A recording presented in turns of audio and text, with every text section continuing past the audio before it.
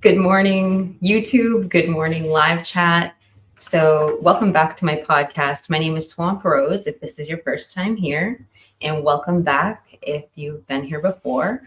Again, this is another kind of impromptu live stream. So I didn't have much notice. So I appreciate anyone who shows up this morning or is part of the replay crew, and I have quite a few things to share from you that I built on from my live streaming yesterday. So anyway, I wanted to get started by talking about a soundbite from Peter Tragos' premiered video this morning. And if you haven't seen it, oh, hey, Trisha, nice to see you.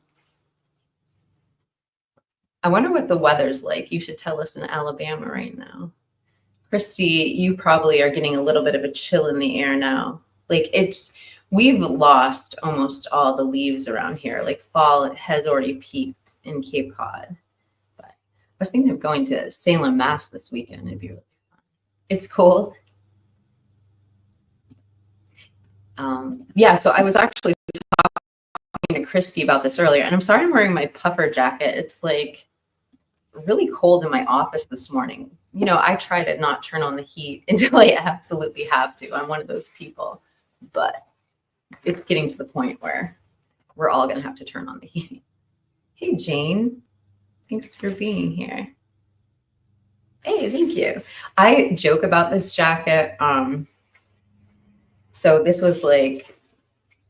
this jacket's from the Gap, and it was given to me, and I always joke about this jacket because it's so pretty and it looks so warm, but it's like a toy jacket. like the wind goes like right through it, but it's not bad. The price we pay for being cute. I mean, if we really cared, we probably wouldn't wear stilettos, right? Oh wait, Christy says I had to turn mine on yesterday morning. Out. It was 32 degrees. Oh my God. I didn't realize it was that cold already. I wanted to come visit you at Thanksgiving, Christy, but I'm not going to Philly anymore.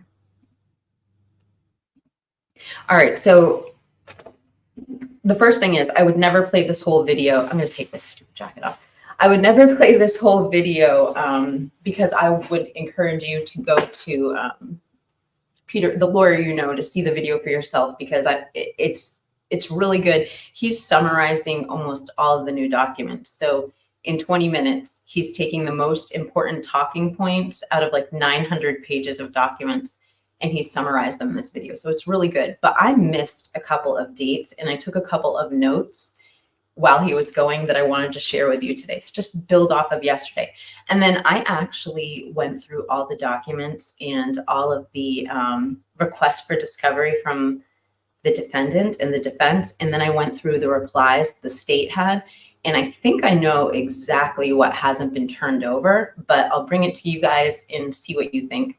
And I kind of have parted ways with all forms of social media right now, except YouTube.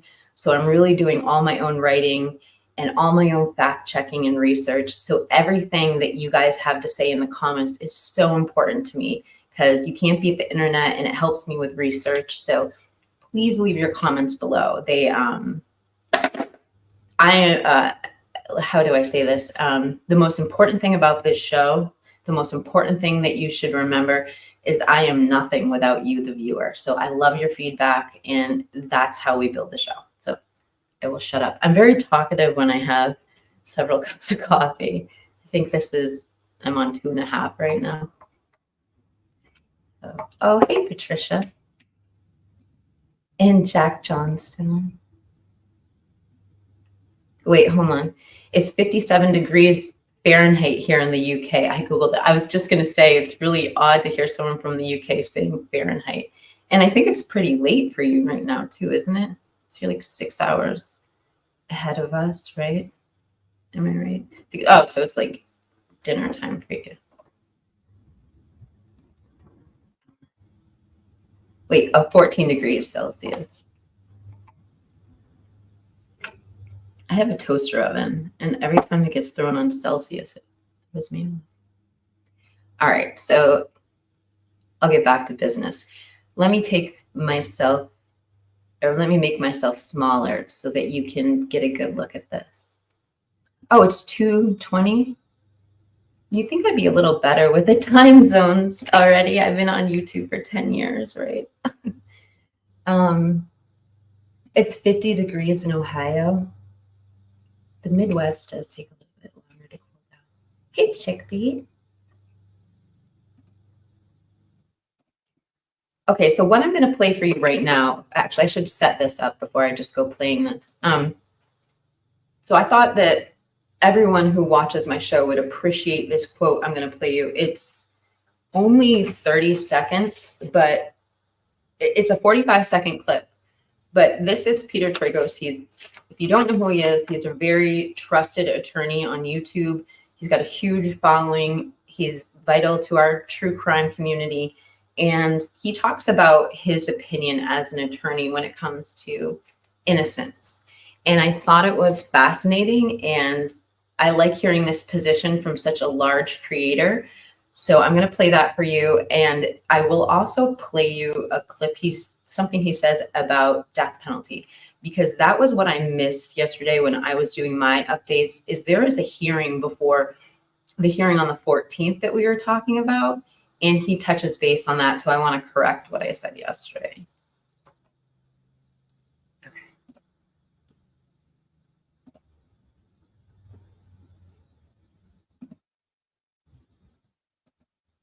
I would expect if Brian Kohberger is convicted, he's going to get the death penalty. I don't know that he's going to be convicted. Still got to wait the guilt phase of the trial, presumed innocent.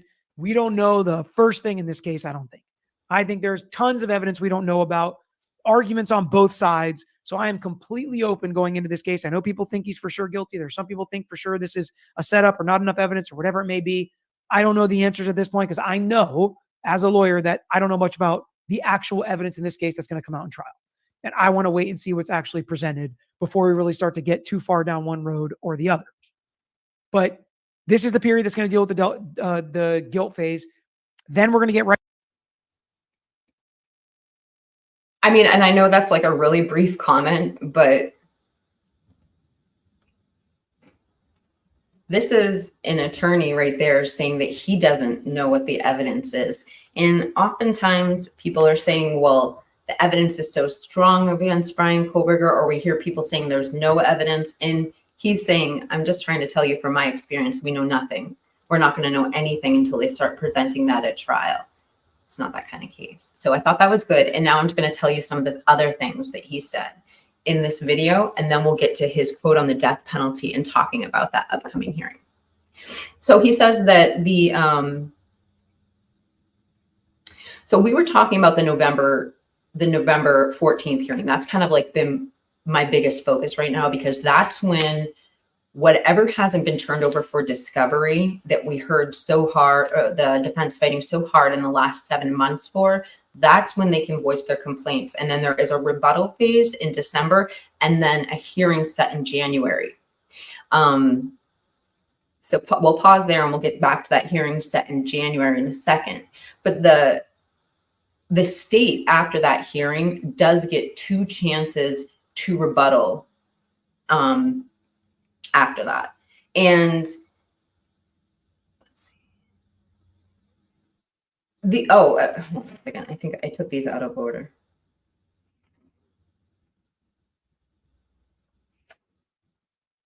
All right, well, I'm going to go in order of my notes. So just pause what I just said there. So the court so basically the summer trial coming up, everything that they need to produce for evidence, all of these arguments, everything needs to be on the table and settled basically by mid-May. And there are dates set in place. And what the lawyer is saying is there should be 0 chance that they're not ready. He says he's giving a lot of leeway into the summer months, and it should work because both parties cleared their entire summer for the trial of Brian Kohberger that was coming up in 2025. So they should have that entire period of time to work out everything they need with their experts and rebuttals by May 15th. Everything should be in. And both sides are going to have jury consultants, he said. That's definitely going to happen. One of the things that could come up are expert issues, and that could be a lot of the arguments we see coming forward before that May 15th date, or even afterwards going into the summer. And so they said, before I get into November 7th, I'm sorry, I'm jumping around here.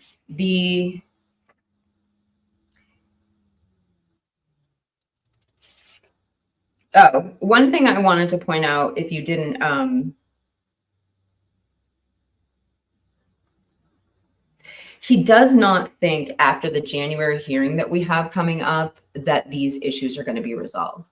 So he does say that's what I was saying about the expert witnesses, is that when he thinks there's more discovery and he doesn't think those issues are going to be resolved, and they will be calling in, they will be having more hearings. So getting to the death penalty. So he's saying that if BK is convicted, they will absolutely go for the death penalty. And he says that he's going into this with an open mind, but he talks about in the Lori Vallow trial, it was a huge win for the defense to get the death penalty taken off of the table. But Chad Daybell was sentenced to death. And this is all taking place in this same courtroom. He does think that if BK is convicted, they will go for the death penalty. So it's, I'm just talking to the camera. So what I wanted to play for you is his quote on the death penalty. And it's about a 1-minute clip. And we have some new people in the chat. I just wanted to give a shout out to you guys really quickly. Hey, good morning, Out of Order in the Court. It's nice to see you. And all right, so Out of Order in the Court says, I just watched Unfiltered Lucky's latest video pertaining to knife sheath behind the door. Wasn't there a rumor circling that Brian did go back into the house hours after the crime? I mean, I don't know if it was a rumor, if it was based on pings, if it was based on surveillance or what, but I always heard he returned to this crime scene at 9 a.m. I don't remember an early rumor that he went back into the house other than that 9 a.m. But I have heard some really fascinating early reports on the knife sheath from a channel called Heather4. She has a Twitter page. I actually have a huge story on it. I just haven't had a chance to put it in like a presentable form. But thank you for bringing it up. And now that I know that Unfiltered Lucky is talking about it, maybe it's something I'll piggyback on his videos and add to the conversation. That was not a good show. That was been great in my opinion. It was a great show. I mean, he just is he's such a good YouTube creator. He cuts through all the crap, just goes straight to the point. It was really good. And he's a lawyer who speaks in common, plain English that we can all understand. Okay, so Chickbait says to Outer Order in the Court, seems to be a rumor or his phone pinged in the area, but that's not meaning he wasn't in the area of the house per se, in my opinion. Good morning. Olympia, Washington, beautiful country. Good morning. Yeah, it's early for you too. I think it's like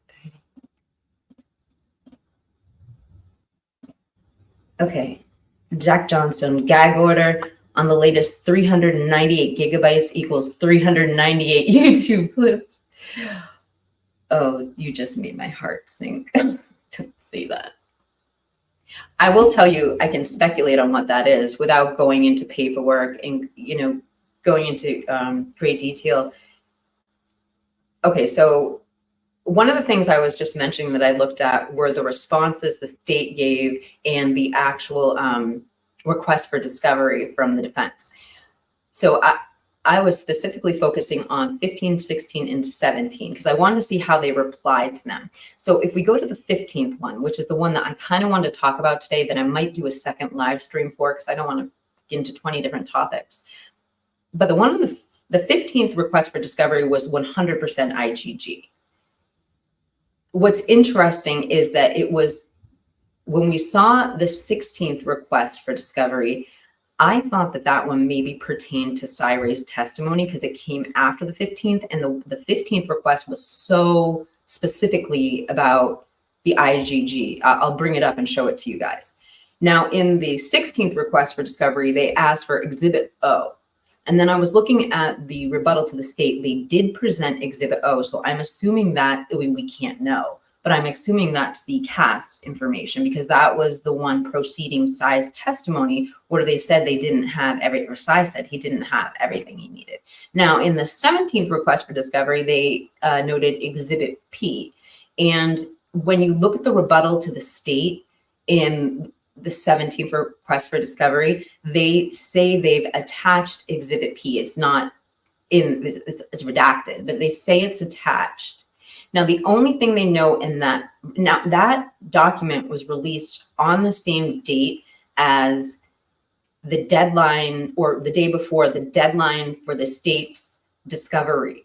So all the metadata they hadn't handed over, which was about 5%, they had to return on that date. Now, dates are vacated once the trial setting is vacated, and we don't know when the Supreme Court notified the court. We do know when it was leaked to YouTube, which was roughly that day.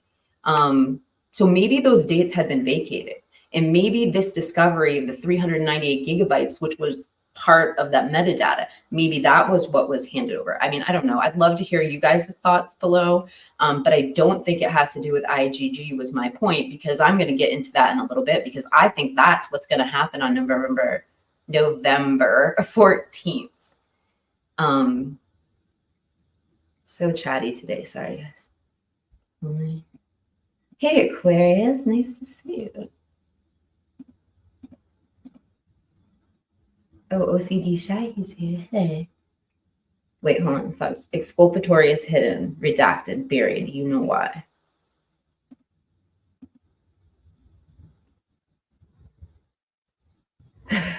A daddy's party room floor. Yeah. I don't know what it is. I don't know if it's because everything is redacted, but I do know that I've only covered one case in my true crime podcast, one case in the whole podcast, the case against Brian Koberger.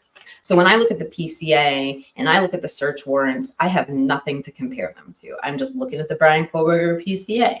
But since then, I've seen other PCAs. One of my mods, or Heather Fitzgerald, had sent me, this is a long time ago, but when I was talking about the PCA, she sent me a copy of a page, I think it was Heather, out of the Delphi PCA, and just the difference in writing, it was like really shocking. So I don't know. It just seems like a weird case, and I don't know if it's because I haven't seen another case or if it really is just completely bizarre.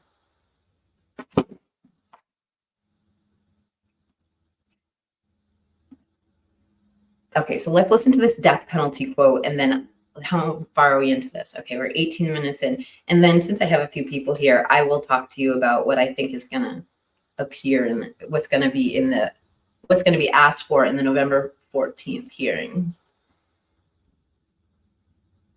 And what I'll do is I'll link this video below right as soon as we're done playing this, so you guys can go check it out for yourself too. So this is a 2-minute clip. You know, October through November 7th, and even a little bit after, to be focused on death penalty stuff. If the death penalty is going to get struck for any reason, if any of the aggravating factors aren't going to be allowed, I would be shocked if that's the case. Any expert issues that are popping up now, because we know more expert issues might come up later, we'll see. But I expect the state will be allowed to continue going for the death penalty. But that's going to be a judge's decision on the hearing on November 7th. The defense is absolutely fighting it.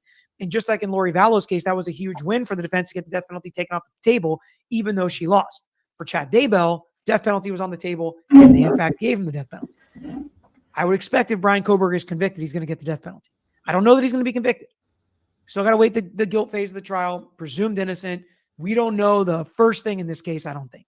I think there's tons of evidence we don't know about, arguments on both sides. So I am completely open going into this case. I know people think he's for sure guilty. There's some people think for sure this is a setup or not enough evidence or whatever it may be. I don't know the answers at this point, because I know as a lawyer that I don't know much about the actual evidence in this case that's going to come out in trial. And I want to wait and see what's actually presented before we really start to get too far down one road or the other. But this is the period that's going to deal with the guilt phase.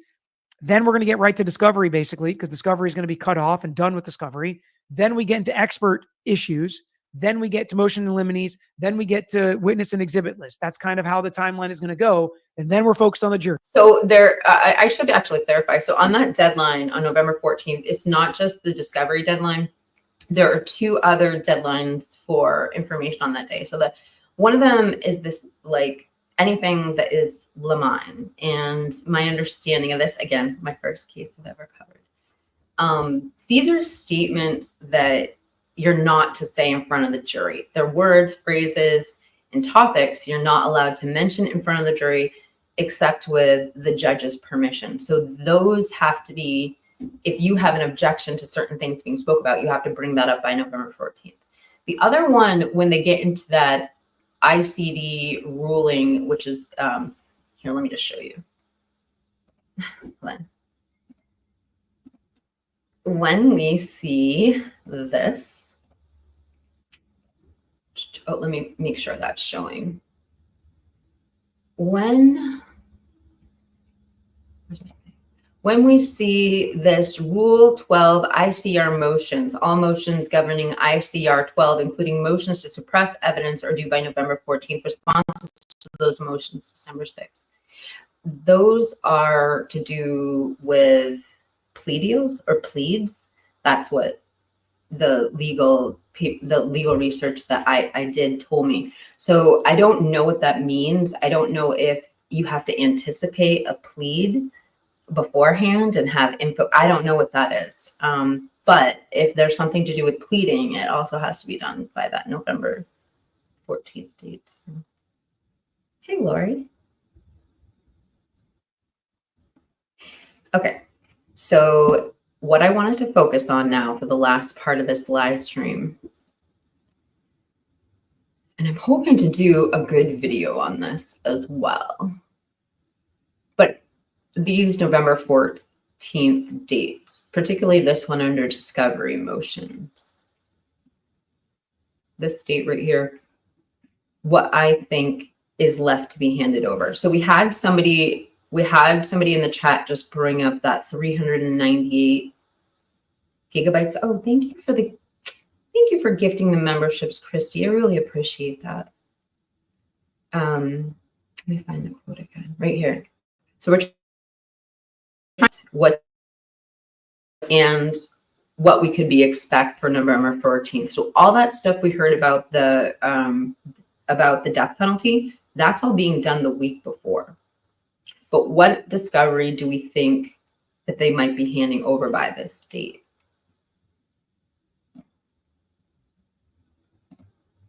So I'm pulling up, I'm going to show you where you can find this too.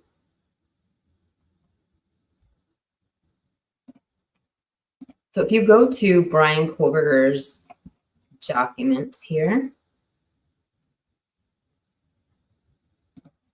what we're looking for are the defense's discovery motions and then the state's responses, because it tells you inside of them what they were looking for. And if we work backwards, I'm looking for the 17th motion right here. There's the 16th, here's the 17th. So on August 27th, the defendant filed his 17th motion for discovery. I noticed the other day when somebody was live streaming, they could toggle back and forth, and I don't know what I'm doing wrong. I have to like pull up each document.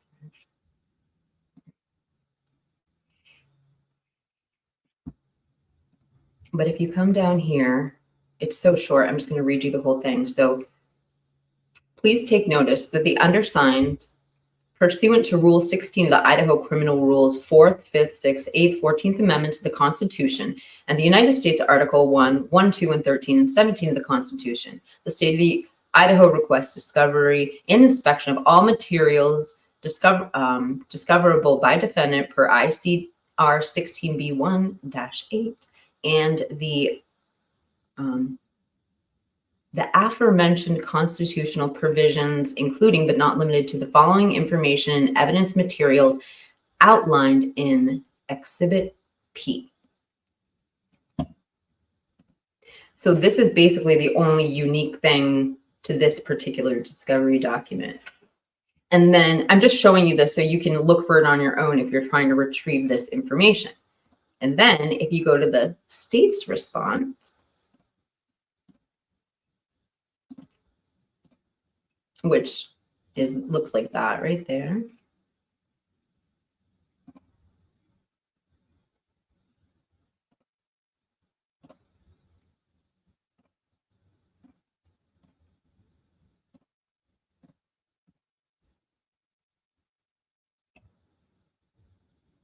I can't. Sorry, this is like not that smooth. This is, no, that's not it.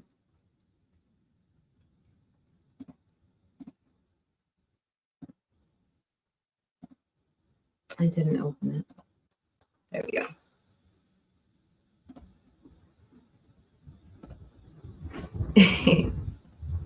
Thank you for being good sport. So this is the state's response. And so this is where things get interesting. It's when you read through these. So put it like that.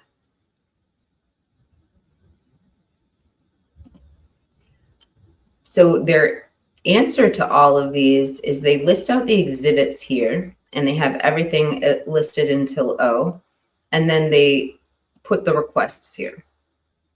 So they are indicating that they're up to date on their requests and their responses, but for this.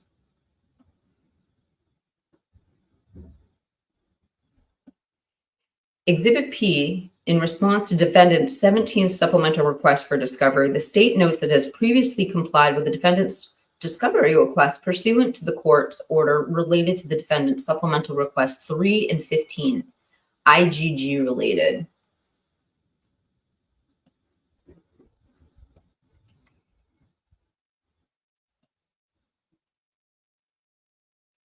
So I'm thinking to myself, okay, well, maybe this is how they respond to everything. This is just the last response.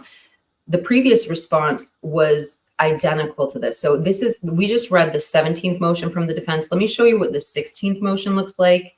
I know this is a little bit boring, but it'll make sense once you see the next two documents. So again, under Idaho judicial cases of interest, it's the 16th motion for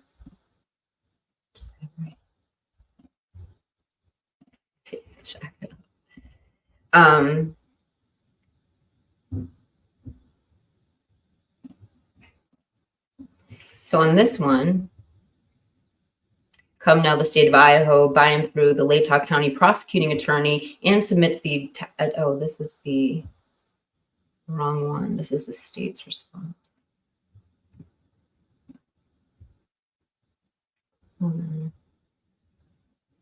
All right, I'm just going to tell you what's in it because this is obviously not going as smoothly as I wanted. So in the 16th motion, they ask for Exhibit O, and in the state's response, they respond saying, here's Exhibit O. And in this 17th response, they go, here is, Exhibit P is attached and redacted. But the point is that the state emphatically insists that the 5th and 15th request for discovery has been met by their guidelines of the law. So if you read any of these responses, this we'll just use this one because it's up.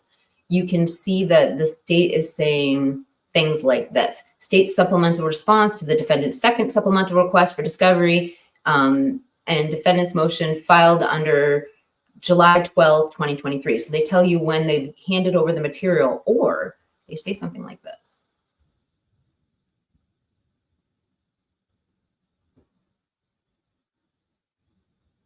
The state has and will continue to provide, oh, that's not it either. Why is, oh, it's because I'm on the 17th request. They hadn't gotten to the DNA. I know I sound like an airhead today, but it's okay. It's Saturday. I'm in Saturday mode. When, like where I scribbled on here, it says,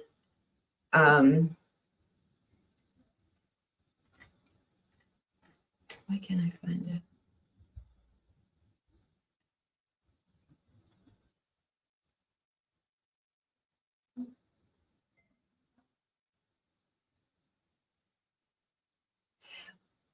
I can't find it in here, but they're basically saying they're following the letter of the law. So they're not saying, they are saying they have responded. And if you go back to the 15th request for discovery, it is 100% IGG related. I do want to pull that up. So I think they're going to be asking for the IGG material. And I think it is going to come down to legal search and seizure. I think that that's the confidential informant issue that we're looking at. I'm going to read the chat because I think probably you guys want to weigh in on it. So again, thank you, Christy, for the gifted memberships, and thank you for being here. 18 is the Golden Thompson.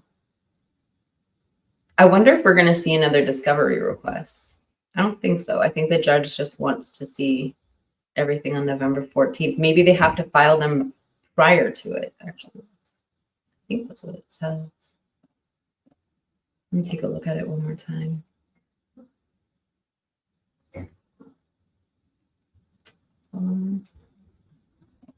There it is.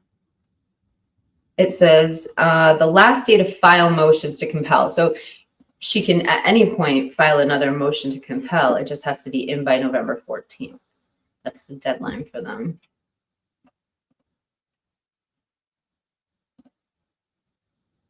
Oh, and then Tony Stevenson says Funk's exculpatory is hidden, redacted, buried. You know why. I do think Bethany is going to be a witness in this case. And I was having an interesting conversation with Mrs. Pottage on my last video. She has a great live stream too, if you've never checked her out. Anyway, we were talking about like basically think about this household. Like think about the age of these young adults. Like how is it that all of the 6 people in this home, nobody pulled out their cell phone? Like for me, at my age, it's one of the first things I would think of. Either my voice command or getting my, camera open and recording whatever's going on for safety reasons, not like saying for like YouTube reasons. It is, to me, like it is the first thing I think of is that these children would be technology would be ingrained in them and they would pick up their phone and record if something was going on. But I don't know. I thought it was odd. They didn't have anybody's cell phone was activated during those dark hours. But then we read in the PCA video, a suspect video. And that just makes me think, did Bethany pull out her phone? Did she get a picture of the naked man? Hey, Joey, thanks for showing up today. Oh, Tony, don't say that.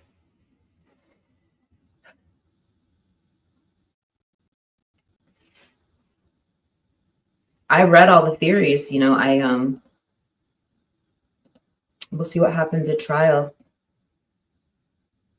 Hold on. Bo says, I'd like to know if Ellie did as much as a phone analysis of other people's phones as they did BK's. I wonder too. I mean, the only ones they say, that's going to be a copyright.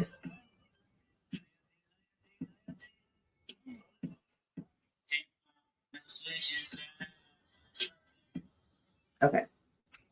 Thank you, Kendrick Lamar.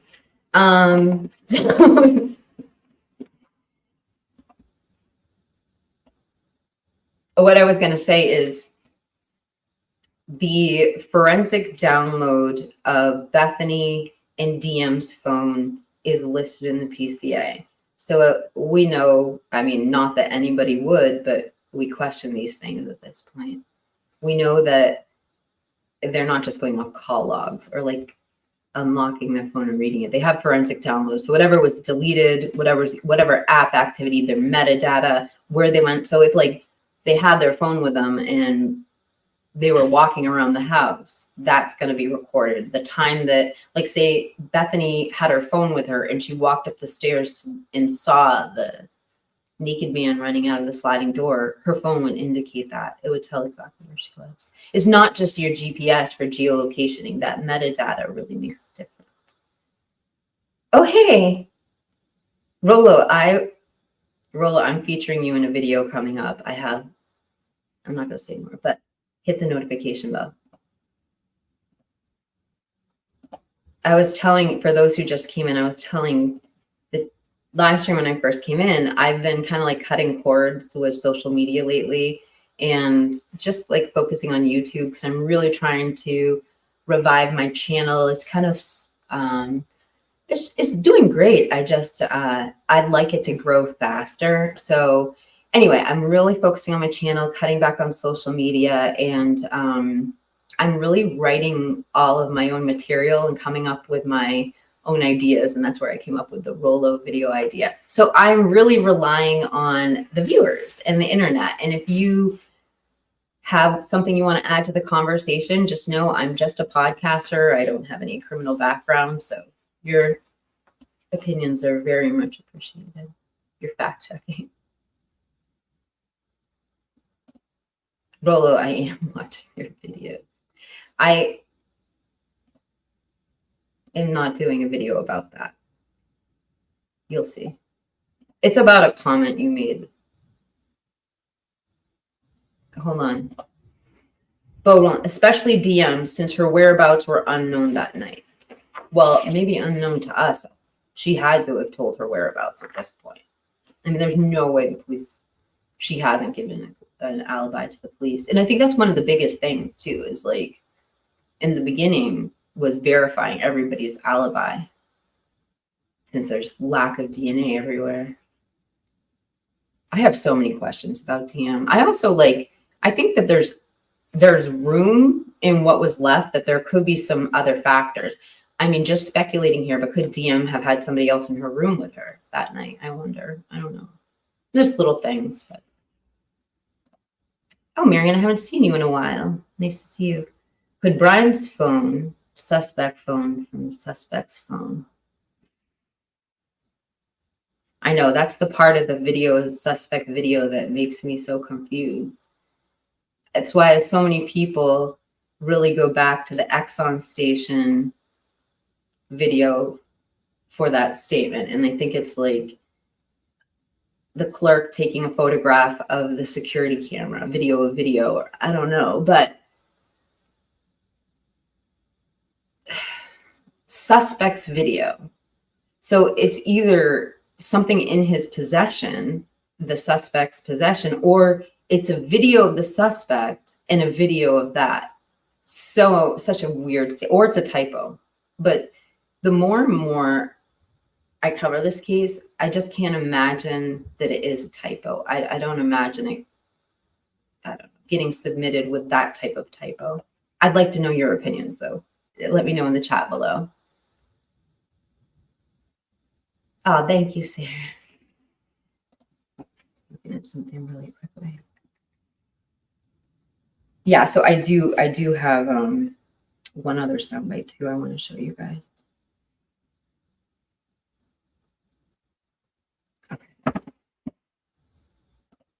I think I got off point too, so if I forgot what I was talking about. I know, Miriam, you changed your profile pic since I haven't been live in a long time. It's really pretty. Okay, Tony says, everyone was asleep, no drugs involved.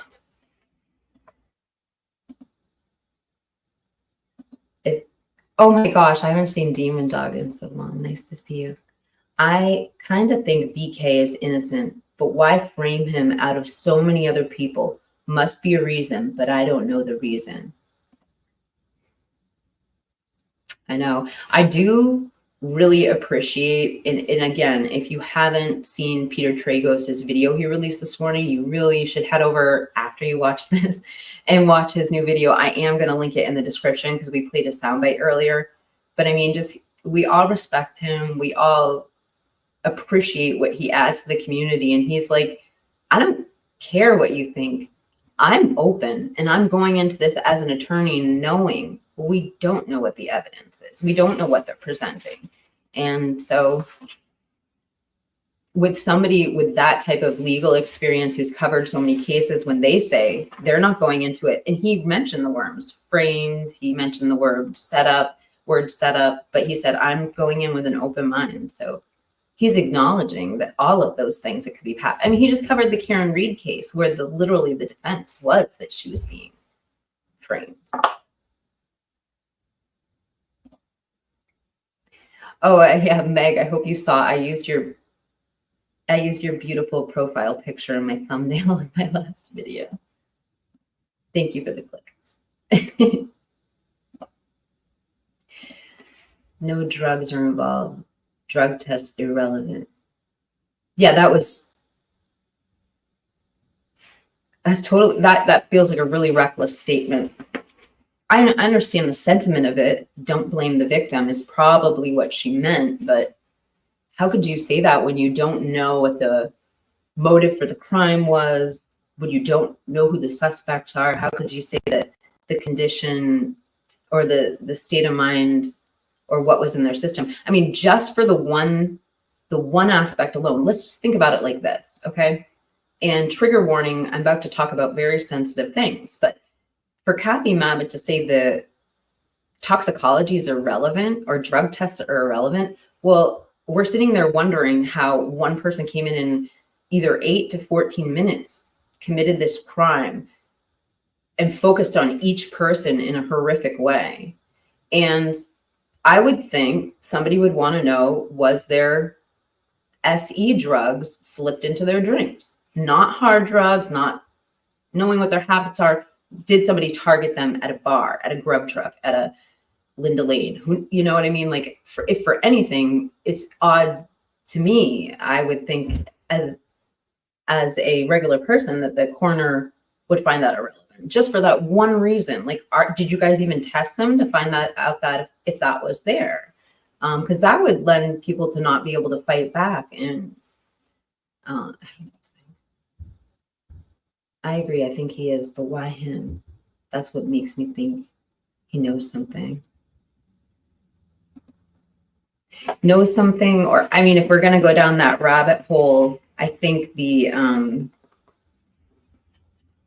most probable thing I heard was that enforcer theory back in the day. I can't put the pieces together in a way that would pick him, other than I think with any, if you were that diabolical and you had to pick someone, you would pick the easiest target. And what would make him an easy target? I don't know if it's necessarily, or people do stuff like that in retribution to discredit people. Speculation here. Why somebody would do that. I just don't understand why, Brian, when we find out. Meg says, or he is involved somehow, but didn't do the unaliving. It's just a thought. Meg, along the lines of what you say, when people speculate about that, I've heard people say that's why the statement along the lines of, I'm going to help you, was him coming in afterwards. I've heard that theory too.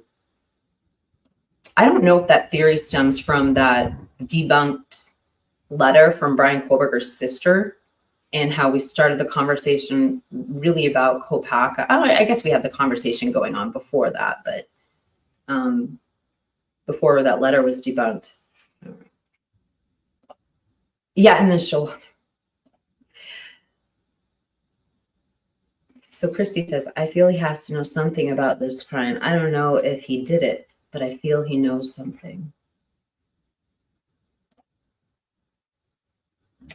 Viv said, DM was out with friends that night. LOL, please don't shoot the messenger. And we know she wasn't at Sigma Chi because we had Bethany confirming everybody who was there. We know she wasn't at the grub truck. We know she wasn't at the corner club. It was a game day. I don't know. It's definitely something we're going to find out, though. So Meg says she leans towards BK being innocent, though.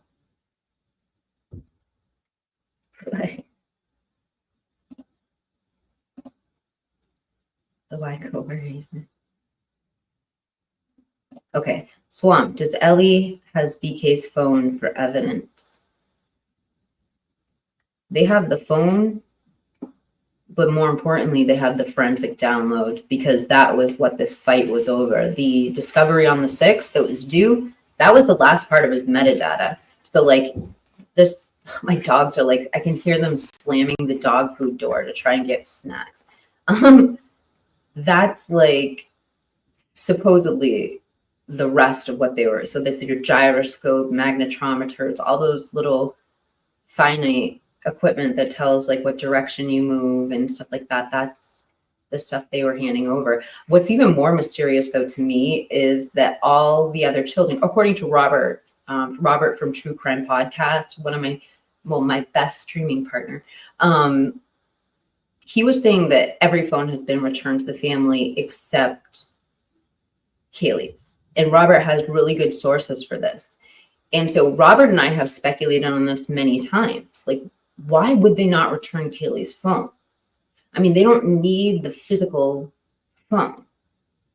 They need the forensic download, which is on a disk or whatever, on a zip drive. Why do they need the physical phone? So I'm going to give a trigger warning here. And let me put a banner up, just making sure everybody knows everything I say is simply speculation. In my opinion, please do your own research to form your own opinions. What if Kaylee could have used that phone as a weapon? And just hear me out on this. Like, you find yourself in a compromised position and you're a female and you know you can't fight back against a male. I mean, wouldn't you use your phone as a weapon? And I think to myself, with Steve mentioning, and I don't know what to think of Steve Gonzalez's statements, and I'm not trying to put emphasis on more unverified information. But when he mentions other sources of DNA, I think of that too. I wonder, could that phone have been used for a weapon? Why has that phone not been turned back over? What reason could you think for it? You know, I don't know. I'd love to hear your thoughts in the comments below. Wait, if BK did do this and gets off on a Techna, that's the other problem. And I think that's what is blowing people's minds. And that's why you have people who are being objective. They aren't like a pro burger or whatever label you want to give them. People who are being objective are saying, wait a second, if you didn't do this correctly, we believe in our justice system. You're not allowed to cheat. This guy will get his case thrown out. And then I think that's where everybody is biting their fingernails. So the other thing that confuses me too is I always thought there might be some sort of federal crime in this, and there isn't. And the feds were investigating. How does Vivian know that about DM? I want to know her source. That's a great question, Beckles. Ask her. Ask her when she shows up, or I'll ask her when I see her, because she is very good about telling where she saw it. Like, one of the things we were talking about the other day is why we didn't see the bodies leaving the house.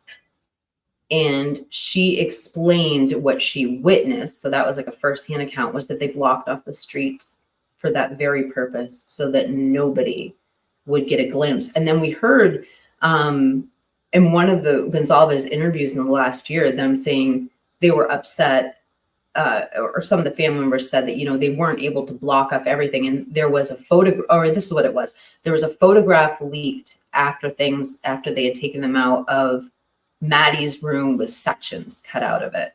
And so anyway, I know I'm just giving you an example of how Vivian, when I've asked her before, like, she's really good about telling you her source because she's local over there. Miriam says, what I'm saying is Brian's phone, and the video is showing what actually is on the phone. But the comment Brian allegedly stated about his phone being proof that he was arrested, proof when he was arrested in PA. You guys, Miriam, you're awesome. Let me show something that is gonna, I really want to speak on what Miriam's saying. I reported on a story. It didn't get a ton of views. It did well, but I think you guys would be really interested in this. Just along the line, when Forensic Frenzy was going on Drunk Turkey, they were talking about this same subject. And I made this video, and it basically, Brian asked, let me pull that up. So Brian told the police, you have my cell phone, don't you? When they arrested him, he wanted them to look at his GPS. So I want to show you that today if you haven't seen it. And Mikey S was the one who helped me with the story. So if Mikey's watching, or if you see him in somebody's chat, let him know let him know. Thank you for providing such good content to our channel. Let me just pull up the PCA right here.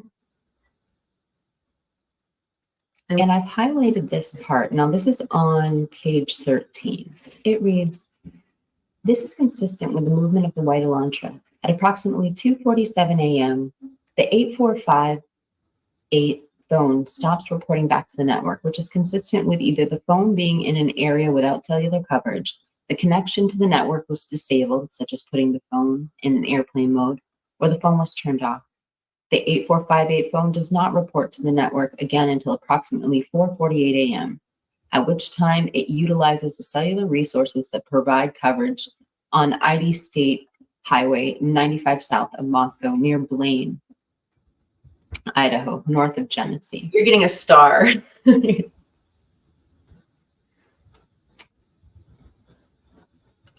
There's some really good comments in here, you guys. Well, between 4:50 a.m. and 5:26 a.m., the phone utilizes cellular resources that are consistent with the 8458 traveling south on Idaho State 95 towards Tennessee and traveling west towards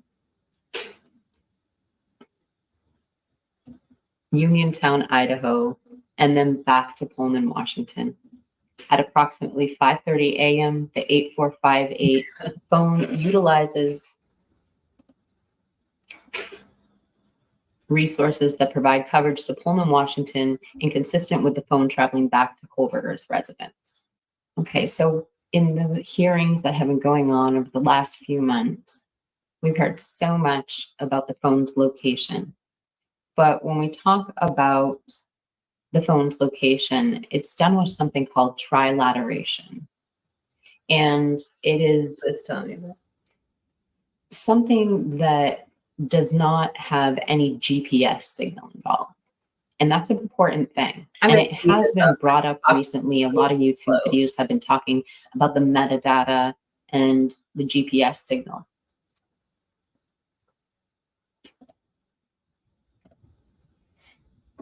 All right, so what I'm going to play you now is a soundbite from last night's members only live stream. And Twizzle Stick, who has a wonderful channel, you can see his profile picture there. He actually attends all of Brian Kohlberger's hearings. He came on my show last night and to teach me a little bit more about the trilateration of the caste system. And we got talking about GPS, and he brought up this article, and I think you'll find it very interesting. So I'm going to play it for you now. It's so nice that it's early for me, but if you got to go, I'm bringing your comment back up. Maybe I'll go live and read an article from January 3rd, 2023 with Brian saying, yeah, Brian assumes that the law enforcement has his GPS. Now, why would he say that if it has his GPS saying he was in Moscow? It's not on my screen, but I can. Do you want me to share it, or do you want to have it? Yes, I do want you to share because it's so relevant to what we're talking about. Please. I just linked it in the chat, so click on it and then you can have it. You can save it if you want. I can't click on it in the chat. But I'll also go back and I'll copy paste it. For some reason, well, hold on, let me go down. Yeah, I can't highlight it. I got it. It's all good. I don't know if you want to read the whole thing or just like the fun part. Probably the whole thing, if you don't mind. All right. It says Brian Kohlberger, the man charged with murdering 4 University of Idaho students, initially waived his right to counsel and agreed to speak with law enforcement following his arrest. But then he requested an attorney, according to the public defender representing him in Pennsylvania. Kohlberger, 28, was taken into custody just before 2 a.m. last Friday morning at his parents' home in Albrightsville, Pennsylvania. He faces 4 counts of first-degree murder and 1 count of felony burglary for the deaths of Kaylee Gonsalves, Maddie Mogan, Xana Kernodle, and Ethan Chapin at a home near campus last November. Kohlberger is being held at the Monroe County Correctional Facility until an extradition hearing scheduled for tomorrow. He's calm. He's fully aware. It's obvious he's very intelligent. He already has a master's. It shouldn't shock anyone that he's intelligent, said Jason Labar, chief public defender of Monroe. Okay, I'm slowing this down because I don't want you guys to actually miss the line.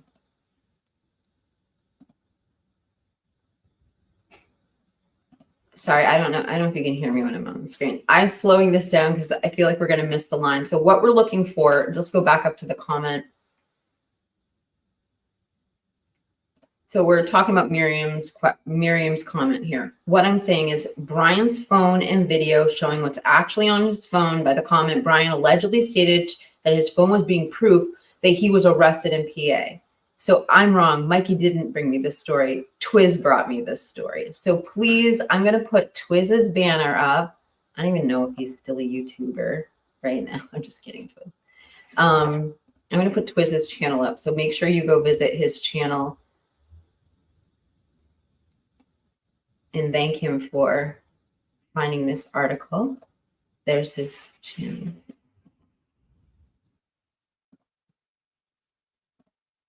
Monroe County is being held at the Monroe County Correctional Facility until an extradition hearing is scheduled for tomorrow. He's calm. He's fully aware. It's obvious he's very intelligent. He already has a master's. It shouldn't shock anyone that he's intelligent, said Jason Labar, Chief Public Defender of Monroe County, who will represent Koberger at what is expected to be a brief extradition hearing Tuesday. Koberger had just completed his first semester as a PhD student studying criminal justice and criminology at Washington State University in Pullman when he was taken into custody. Labar told Law and Crimes and Jeanette Levy that Koberger spoke with law enforcement for 5 to 15 minutes at the Pennsylvania State Police Barracks following his arrest early Friday morning. Initially, Koberger waived his Miranda rights, but then requested an attorney. Labar said Koberger told him that police asked if he understood what was going on, and he responded by saying something to the effect of, "Yes, I'm certainly aware of what's going on. I'm 10 miles away from this." Then Labar said Koberger invoked his right to counsel and asked for an attorney. Moscow police said they seized a 2015 white Hyundai Elantra. Labar confirmed Koberger drove that vehicle. Police had initially asked that month for any information about a 2013 or 2011 to 2013 white Hyundai Elantra and said they had registrations for 22,000 vehicles that matched that description. Police executed search warrants at Koberger's apartment in Pullman to seize several items and also searched his parents' home in Pennsylvania. Koberger arrived in Pennsylvania in mid-December, Labar said. His father flew to Washington to make the drive back with his son, and what Labar said was a trip planned before the start of the school year, which his mom said that he bought the ticket before Brian even got to Pullman, if anyone was wondering. Labar said father and son left Pullman sometime between December 13th and December 16th in an effort to beat the incoming snowstorm. Brian isn't denying. It's so funny because anyone who was at this members live, Twiz was hilarious. Just in Twiz's defense, he delivered this really funny, but I edited out like a lot of his sarcastic statements. I didn't want backlash from the other creator. But if you want to see the unedited version, buy a 99 membership to my channel, and this was the members only live from, let me look. It's about 2 months ago. I'll shut up now. Denying he was in Pullman through mid-December, Labar said. He also said he assumes law enforcement has his GPS data available through his mobile phone. If you're still here, this came out January 2nd, 2023, right after he was arrested. I wonder why he'd be saying they have his GPS data if he's scared that it's going to show him in Moscow. I debunked that story. Well, I didn't. My mods debunked it. Wow. Koberger's family released a statement over the weekend through Labar. First and foremost, we care deeply for the 4 families who have lost their precious children. There are no words that can adequately express the sadness we feel, and we pray each day for them, the statement read. We will continue to let the legal process unfold, and as a family, we will love and support our son and brother. We have fully cooperated with law enforcement agencies in an attempt to seek the truth and promote his presumption of innocence rather than judge unknown facts and make erroneous assumptions. Koberger's parents cannot afford a lawyer for him, so he will have to have a public defender in Idaho, Labar said, which lucky for him, Ann Taylor's a gangster. Little is known about Koberger. He could be returned to Idaho shortly after. Labar confirmed that Koberger is a strict vegan and that the Monroe County Correctional Facility is making accommodations for his diet. However, Labar said he is most concerned about Koberger's rights as a criminal defendant. I do not want Brian to be tried in the court of public opinion. Well, that didn't work out very well, Labar said.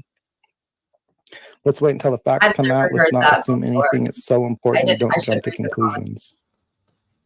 Okay, and so now that And then I we've just listened walk over to that article, and I will link Twiz's channel below in the comments and in the description. So please go visit his channel. He's got a lot of great content regarding the cast. And like I said, he does cover the hearings live. So he kind of has an inside look at what's going on. But I'm going to move on to another clip by another YouTube creator that goes by the name Sigma Chai. His handle is Brent Bropakaberger.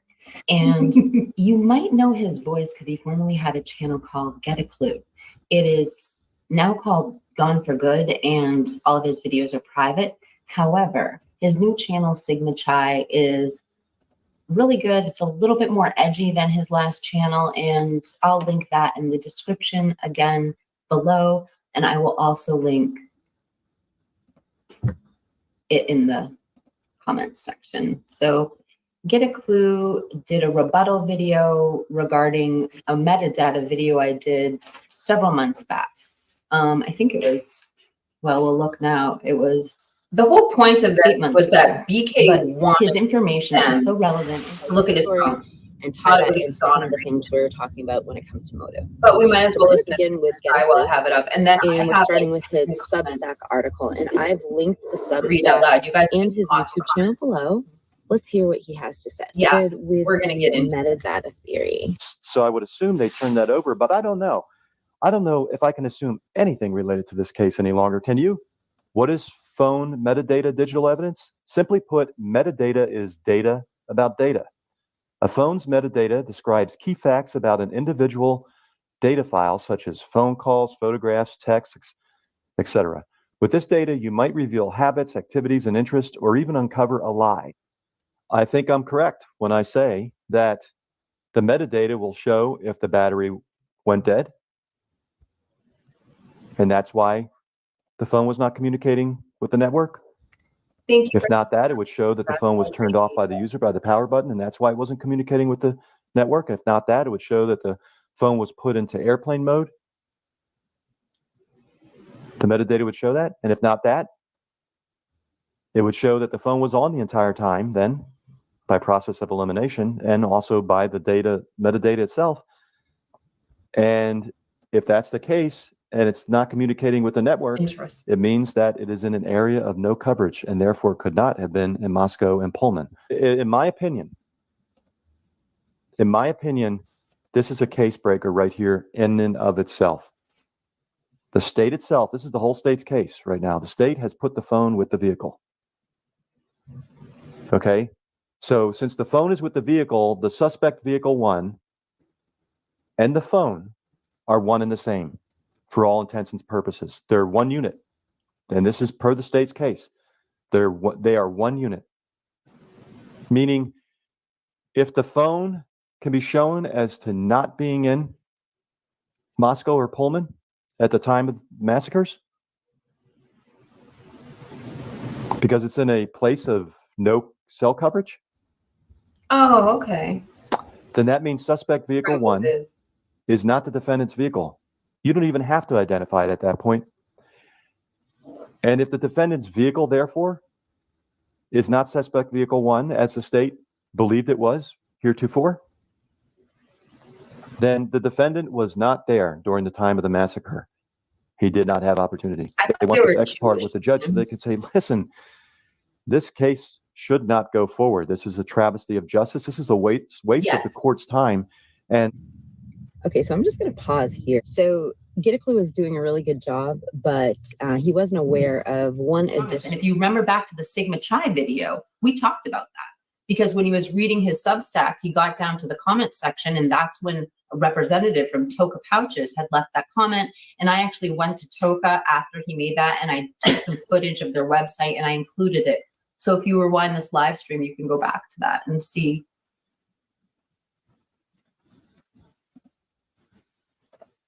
I like how the chicken is like the Kuka says of the flag. Okay, it is true. If you stick your cell phone in your sock and then wrap aluminum foil around your leg. It creates a magnetic field that the cell signals can pass through, nicknamed dark bag. Thank you for sharing your knowledge. The metadata was in favor for BK, we would be hearing about it from them. The fact that we don't means it's in favor of the prosecution. And because the defense is relying on the cast, their case is weak.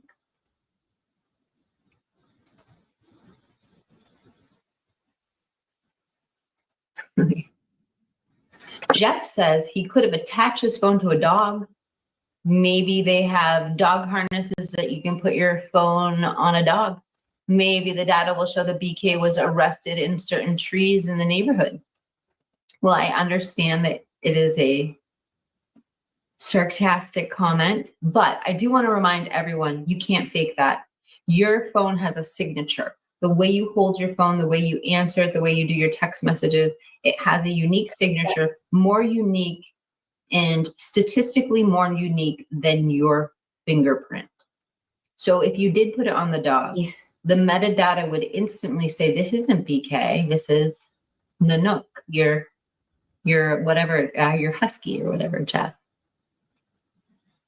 I don't have to be Siri to answer that one because I listened to Signature.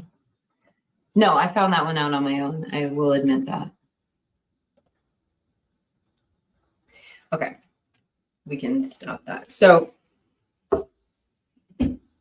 I have starred quite a few comments that I want to get to. And then this entire show was honestly just supposed to be about IGG. It's just Peter Tragos came out with that video this morning that was so amazing. I wanted to bring that to you and tell you the kind of the things that I missed in my update yesterday. So I'm going to get to that soundbite about IGG in a minute, but I'm still going through the comments and I've starred 12 that I want to get to so far. Wait, whatever was said in those initial interviews is what is being used against Brian. The initial interview, Tonka, are you talking about the interviews with the surviving roommates or the interviews with Brian, if there allegedly was an interview? Can I tell you something that's going around all in my comment section like fire right now, and I don't have a good answer. And maybe we don't know the answer, but everybody is asking, okay, so let's just all embrace maybe the FBI had this IGG, they were following him since like the 29th of November. Let's just say that's true. Why didn't they call him in and question him and ask him to give a sample of his DNA? Were they unable to obtain any DNA if they were following him? Why did they call him in question? Why didn't they ask him for a sample of his DNA? Or do you think that they did?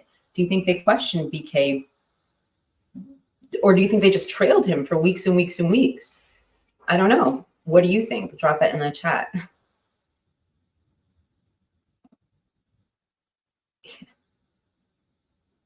Is Heather here? Christy is so humble. She's dropping everyone's links, but Christy, you should drop a link to your channel. Christy's doing some incredible coverage. She has gotten some really incredible close-ups in Butler, PA, of where we saw that attempted assassination on President Trump. And one of her videos got like 9,000 views. So she's got some really good content. So Christy, also drop your channel below. She also does posts. She's mainly an Idaho 4 mod. So she does posts. She keeps like a lot of relevant things in her posts and a lot of good videos too. And then Heather just put out a new video that I'm really interested in elaborating on, just because we have Heather's handle up here. But she's talking about the route that BK could have, because what's in the PCA is like just a guess. It's just like this allegedly could be the route he took. It's not the actual route. But Heather elaborates that on her video. And so anyway, just gushing about my mods. Sorry. There's another one of them. Meg should be a mod, but I haven't given her wrench.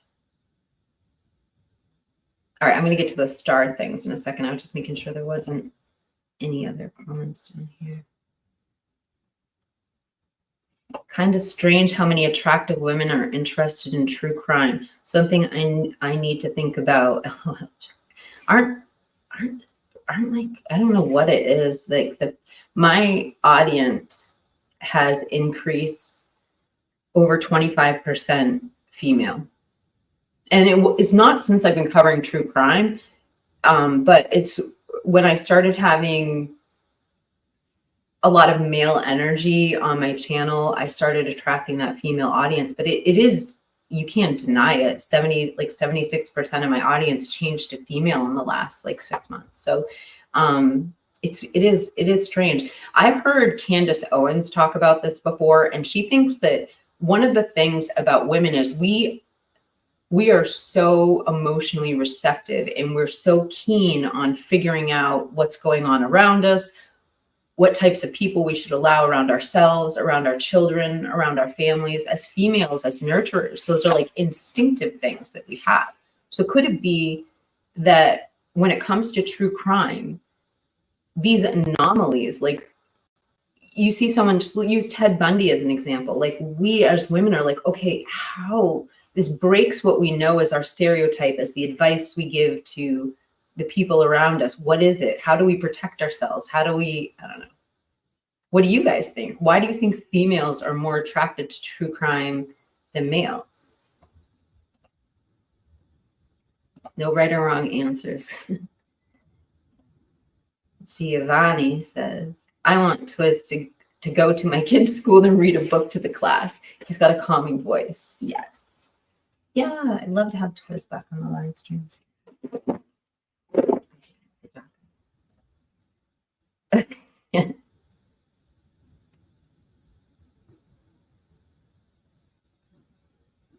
Oh, wait. AKA the crybaby. Tonka says, as long as a person is subscribed, they can receive a free membership without actually watching. Although I do believe Twiz is always lurking.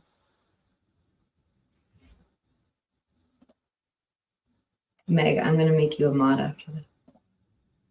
Poor Vivian, where is she? She should just, oh, she's probably sleeping because it is kind of early. It's probably like 6 in the morning.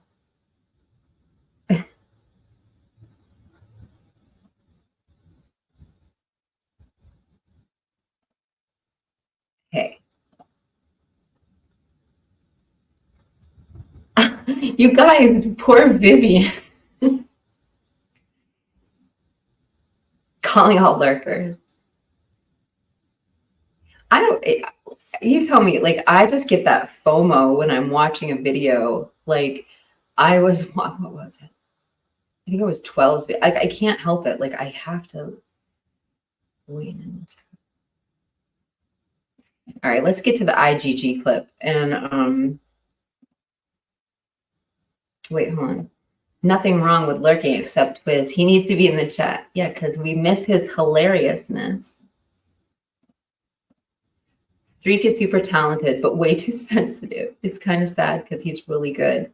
Well, first off, a lot of Giovanni, a lot of it is showmanship. And yeah, I agree with you. He's super talented, and you can tell it's in his writing. He's also a really good public speaker too. I miss him, but he's really mean to me. But he used to be mean to me. He's been really nice in his rebuttal videos. Nice for him. God, I hope he's not watching.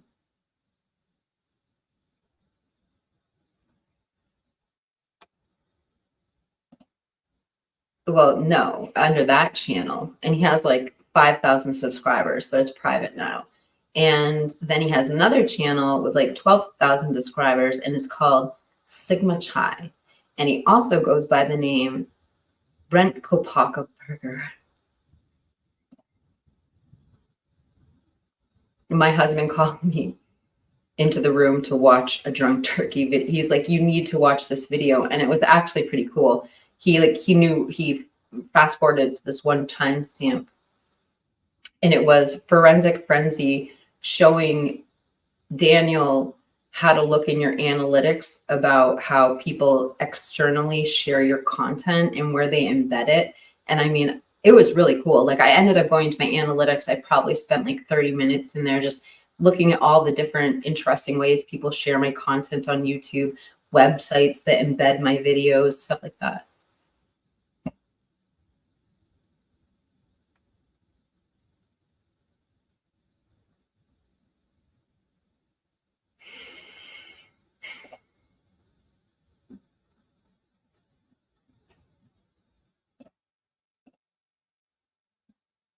All right, I should get to those starred comments. Well, I'm not going to display that comment meanie because I don't want to put that on the screen.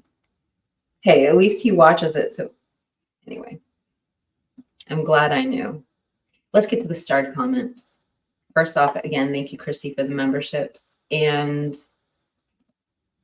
everything that we were just talking about with that phone and BK wanted them to know the GPS. This was from Marion's comment. And then just back to the corner, because what they said, the comment's not starred, but what we were saying earlier is that the coroner said the toxicology reports were not important. And I was saying, if you weren't here, like, we're all trying to figure out how an unaliver got into that house in an 8 to 14 minute window, committed this crime. Why would the toxicology reports be irrelevant? Because if they found SA drugs inside of the victim, one or the victims or more of the victims, they could tell so much. They could tell when they ingested it. They could probably get an idea of where the suspect could have been, but I just can't see how it being irrelevant to have toxicology. And she made that statement before there was a gag, before a suspect was arrested. It is so weird. And then Tony followed up with, oh, well, Mavitt is sus. And then the imminent threat of BK and letting him drive all the way to PA is weird to me. It's so weird to me that we haven't heard of him being called in for questioning or asked to give a DNA sample. I mean, we know that other suspects were questioned. Did they ask for DNA samples when they were questioning other suspects? We have the unknown male DNA, which I was assuming was LE. In fact, like it was LE DNA from cleaning, but maybe not. Like maybe it's just unknown DNA. Well, did they take DNA samples from the people they questioned? And if they did, why didn't they take a sample from BK if he was a suspect? I mean, all hands in, the whole community was trying to help solve this crime. It is so weird. Why let him drive all the way to PA? Why not question him?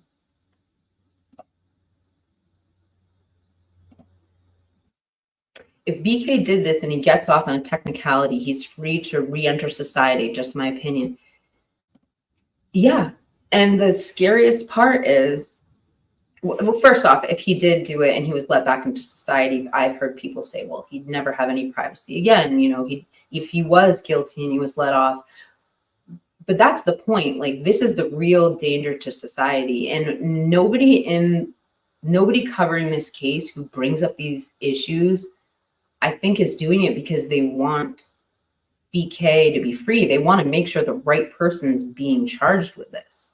And it protects all of our rights. Once we let that go, once we let one person get railroaded and allow people to cheat the system, it can happen to any of us.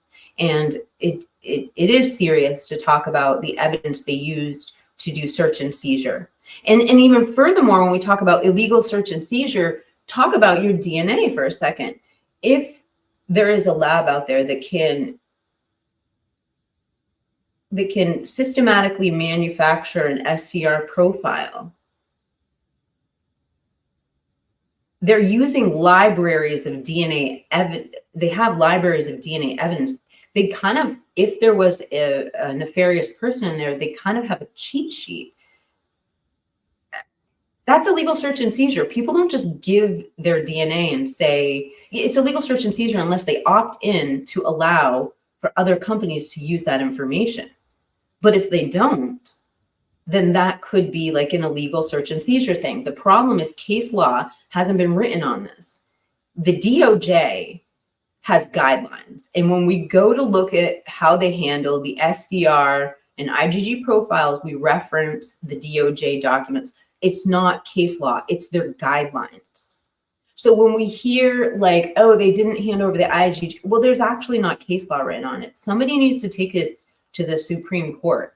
Somebody needs to figure out a way to protect our rights. Although we want to believe everything's on the up and up. What if there was a political figure and they wanted to pin something on them? Think about that. If there was a opposing political position and for one reason or another, they wanted to create a bogus DNA profile. I mean, this is what I'm saying is we have to protect our rights. And I'll shut up. Beckles says, I'm learning police have to be careful what they say at press conferences so they don't lock themselves down due to the court proceedings for the prosecution. A lot of what we were told wasn't even facts. It's baffling. It's like just baffling. You know, the house was the target. Oh, let's rephrase that. The house wasn't the target. The issues that Mabbitt said, and then just like all the little weird things, like refusing a reward, refusing, you know, allegedly, because I know I've heard like other arguments to this, but not allowing posters to be put up in a certain area. There's so many like, it's just like no other case that I've tried to look into. And then Tony Stevens said, this is another kind of conspiracy I've heard going around too. Tony Stevens says cold case is the goal. You get a case thrown out, you have no other suspects, you can't try someone again because of double jeopardy. You're right. And then Beckles says, BK won't be safe in my opinion if he goes free. There are people that are just cruel. Not in Latah County, he wouldn't be. They literally said a good old boy was going to shoot him, or they burned down the courthouse, or they'd fire the police. So yeah, like actual written, documented threats. AT is such a great lawyer, but even if she cannot provide a verifiable alibi for BK, or he would have made bail.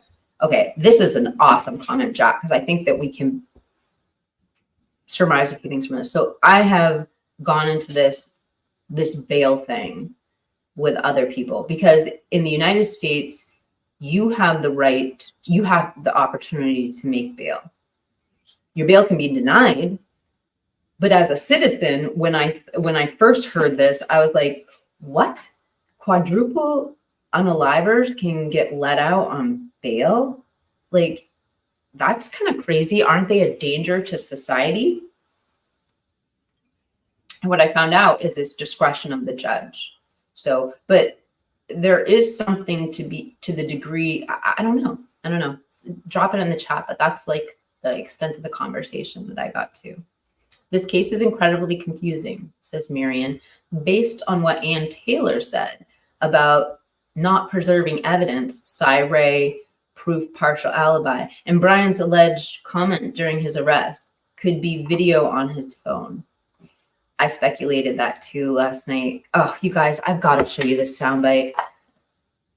Marianne, you are totally running the show today, apparently. So I just made this video, you guys, and I'm playing off of what Miriam's saying. You've got to hear this soundbite. It is incredible. There's just so much in here that makes you think. I'm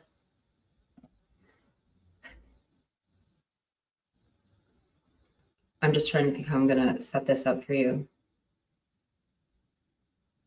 So video, suspect video, what could be on his phone? I kind of guessed, like, well, you know, we're going to listen to Ann Taylor first at the beginning of this. Let's go here. All right. But I have an idea of what Ann is asking for. I want you to listen to this explosive soundbite. It's only a minute long. So a lot of people have let this moment go. And the discovery you're talking about is a video of the car. No, What do you? so the video that we talk about is one that I think the state's going to use in its case that I don't have full video on, that I'm not talking about any video of Brian's car. When I'm talking about an alibi defense, unless there's video that shows it elsewhere that I haven't gotten to yet, which may be possible given the fact that there's a lot I haven't seen yet. Okay. What that is going to show and what the drive testing data is going to show and what other reports related to that are going to be things that my expert needs to finish our investigation and things that I need to formulate my cross-examination against the state's expert. So when I'm telling you that I'm going to do those things in alibi, I can't tell you more than that right now, but that's how we're going to support Brian's alibi. I assume what she has to say just isn't appropriate without proper context. But what intrigued me most about this clip is what she says about the video. The video is not about his car. Just think about what you heard for a minute. The video, she's not talking about a video of Brian's car. They're not talking about a traffic cam or a ring cam or a security cam. Or are they? Did they capture him allegedly outside of his car? Are they talking about the DoorDash cam? The DoorDash driver was right there on Linday Lane, and maybe he had a dash cam. We had so much talk about Uber. We had one of the family members saying that, so remember all the talk about the Uber driver? If there was an Uber driver dropping someone off, could they have a dash cam? Could Brian Kohlberger have taken a video of himself that night? This Just is what, speculating here. let me get Miriam. I mean, this video could be something that helps or hurts him. That's what I was talking about. Are they referencing another person? They've said flat out that Bethany may have exculpatory evidence, and we hear video of suspect video. I have two other theories though, and I'm going to tie them into a soundbite.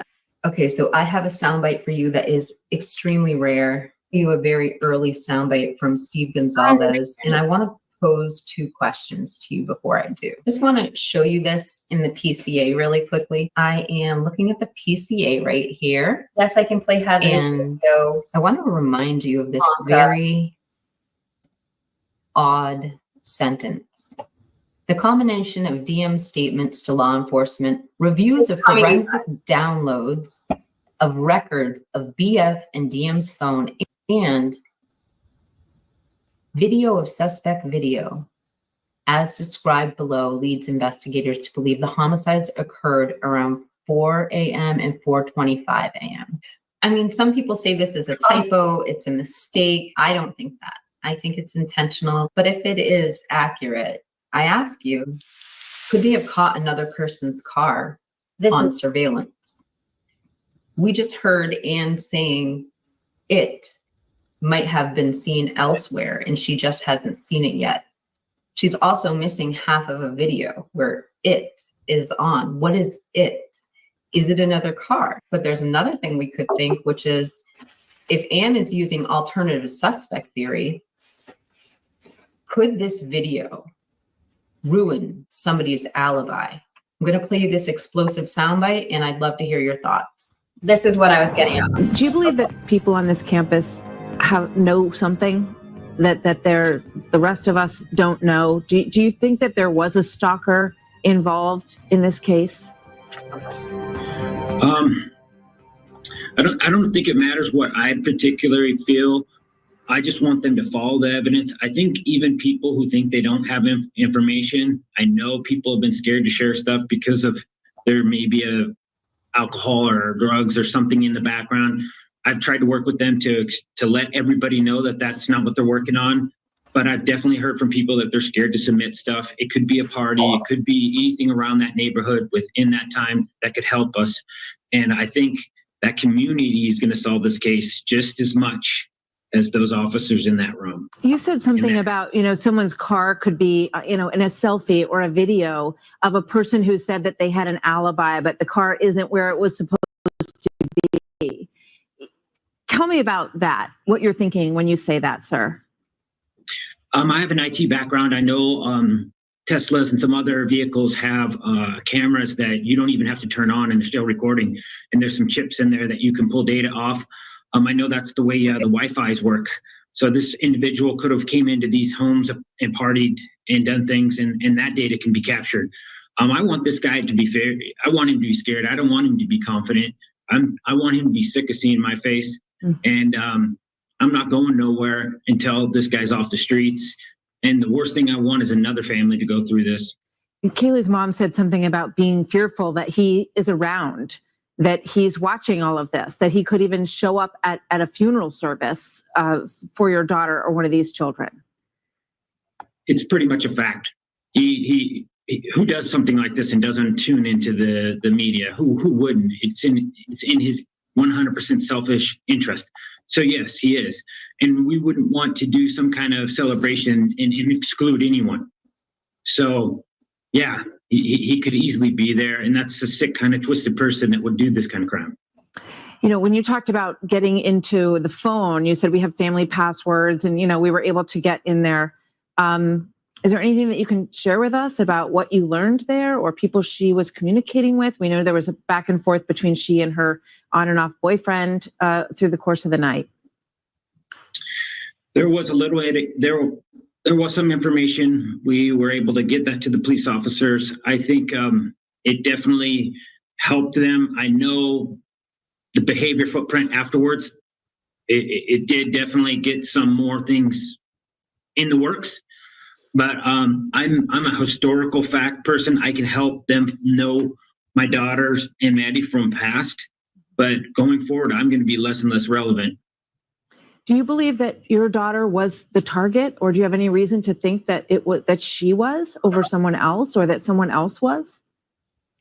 I do have some inkling that there was some behavior difference. I call them a footprint. When you commit a crime, you do different behaviors. I've asked permission to give any of that out, and they told me no, it would not be beneficial. Okay. So I've held back on that, and I try to keep my word. I'm sorry, behavior of her or someone she knew? Behavior of the victims. Okay. All right, that's all of that. So thank you so much for joining me today. If you gained anything of value from this video, please hit that like button, and I would love for you to subscribe, and I hope you have a great day. All right. You. Okay, Swamp Rose. So I'm going to go to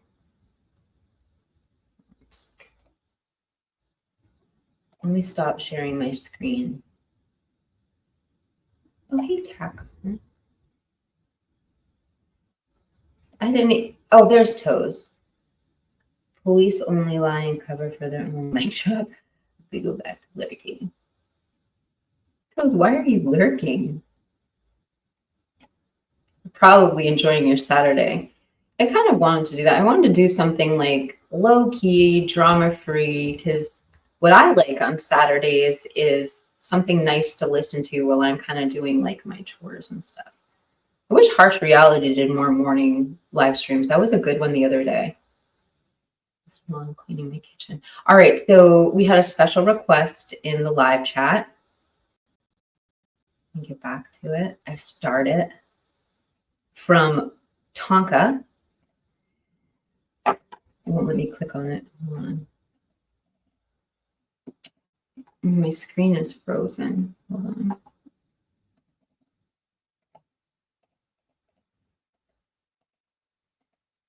It's not letting me click on anything, you guys. Maybe it's my mouse. I'll use my touch screen. Oh, good, that works. So Tonka requested, can you replay that part of Anne's questioning pain again? Swamo Rose. Yes, I can. And Heather Fitzgerald just recently posted it on her channel. Luckily for you, Tonka. I'm going to find it though before I pull my screen up because I don't want you guys to see all my junk I have going on my page. Hold on.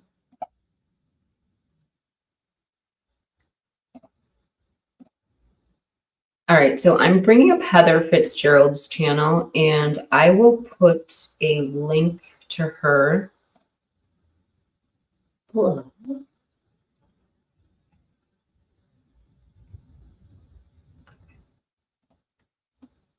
Okay, there we go. Let me pull.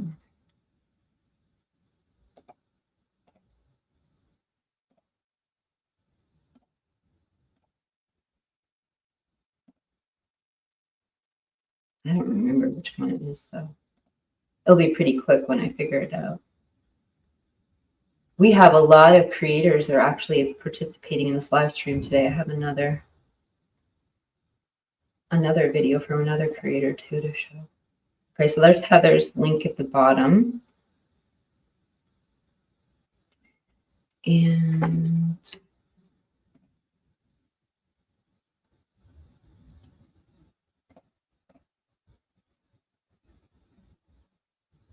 I think it's this one. No, it's not. It must be this one. If you included them in 2023, I do not recall. if you included them in 2 separate warrants in December of 2022, but they didn't find them, why would you do that? It was the language that was suggested to me to write the affidavit. So, Language suggested by an FBI agent who's an expert in the field? yes, ma'am. Yes. And do you know if he saw the timing advance reports? I do not know. All right. Now, those first and second AT&T warrants, Everybody were wild. how many hours from receiving the return on the first one until? I'm going to be honest, the coverage I've seen of the Idaho 4 lately on YouTube has been really wild. But I think horrific, just because I displayed this comment, I wanted to say, I go to both of their channels, Open Mind Perspective and Horrific, and I like both of their channels. Horrific works really hard on his videos. You guys should definitely go check it out. I just thought I'd add that since I displayed that. Well, the second one was given to Judge Marshall at 4:45. I do not remember. Not very many hours, though. Would that be fair? Likely not. I want to talk a little bit more about the video and what's been turned over and what hasn't been turned over to us. And I want to focus a little bit on South US 95. Do you recall that south of Moscow on US 95 is the path that you put in your search warrant and affidavit alleging that Brian Koberger left Moscow going south on US 95? Yes, ma'am. All right. And are you aware that one of the videos that you gave us,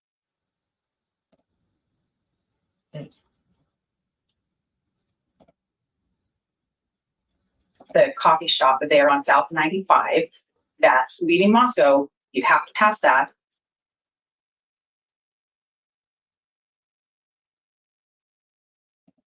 That covers 5 a.m. to 6 a.m.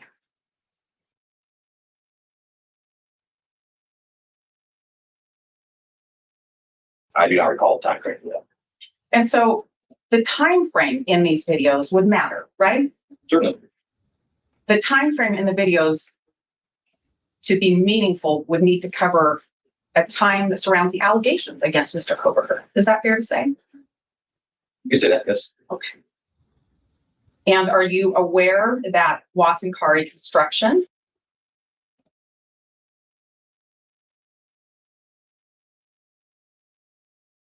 had a video, and that also has a very limited time frame, like 5 a.m., just 1 hour of video also? Sound vaguely familiar, yes. And that's also south on Highway 95. Is that right? Yes, ma'am.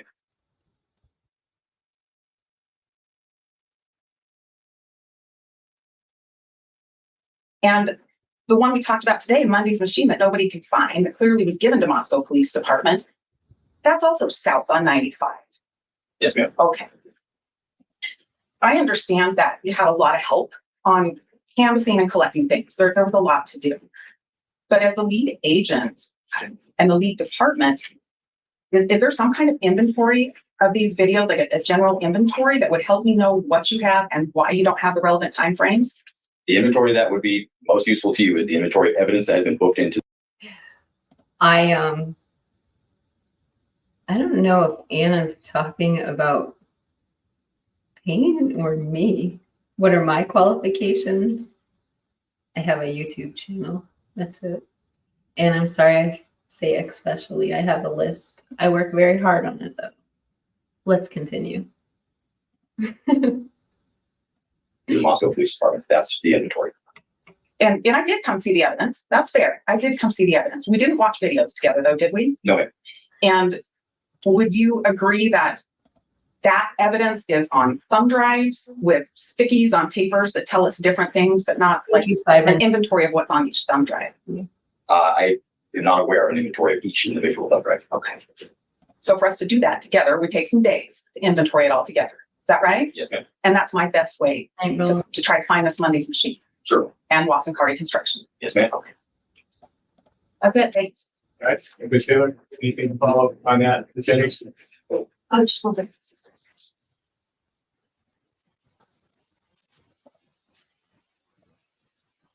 Hey, Jeff. If you watch videos on that, what was it? Wait, or what? Thank you. I just want to clarify what's in your probable cause affidavit. Does your probable cause affidavit state that Koberger or a white Elantra went on US 95 south of Moscow? No, it's not. Okay. What does it state? Memory serves states that the next time, well, it states that a vehicle was seen leaving the area of the crime scene. Hey, Les. What's nice about this video, which Heather's McKean Road. linked below, is she's obviously laying out the maps. Leaving via Walenta Drive, which heads south from that area. What I'm trying to say, and I don't want to cut off our video, is if you don't know, this is not easy to do. It's incredibly time consuming. I mean, anyone can do it if you're showed how, but it's incredibly time consuming. So really do go over and please give Heather a like and a sub and let her know, because this 8-minute video probably took her a couple, well, I'd imagine take her at least a day to edit. It would take me like 3 days.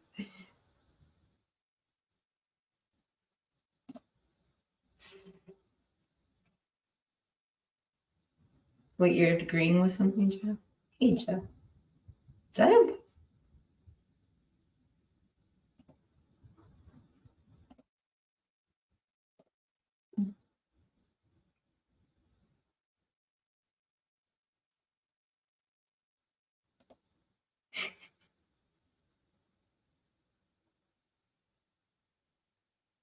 And then terminates on Conestoga and Moose River Drive. That's what the probable cause affidavit states.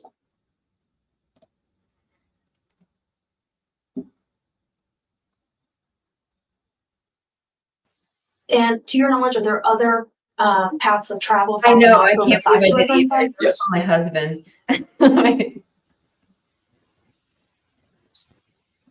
Thank you. And what's that other route? I believe the one that was referenced in the affidavit goes from Moose River Drive, which turns into Sand Road at the state line, not the Idaho-Washington state line.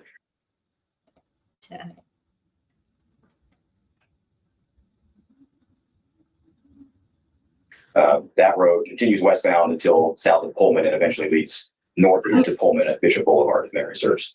I'm starring things, you guys. We're going to get back to your comments on this.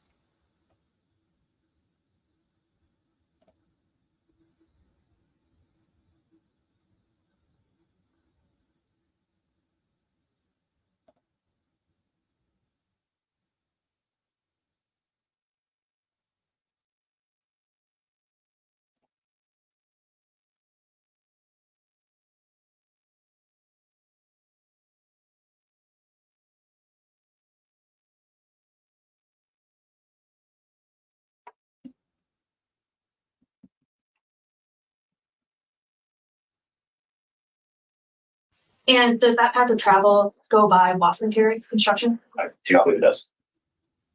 Did you attempt to obtain surveillance on that path of travel that doesn't go through 95? Yes, we did. And were you successful? I don't believe we were.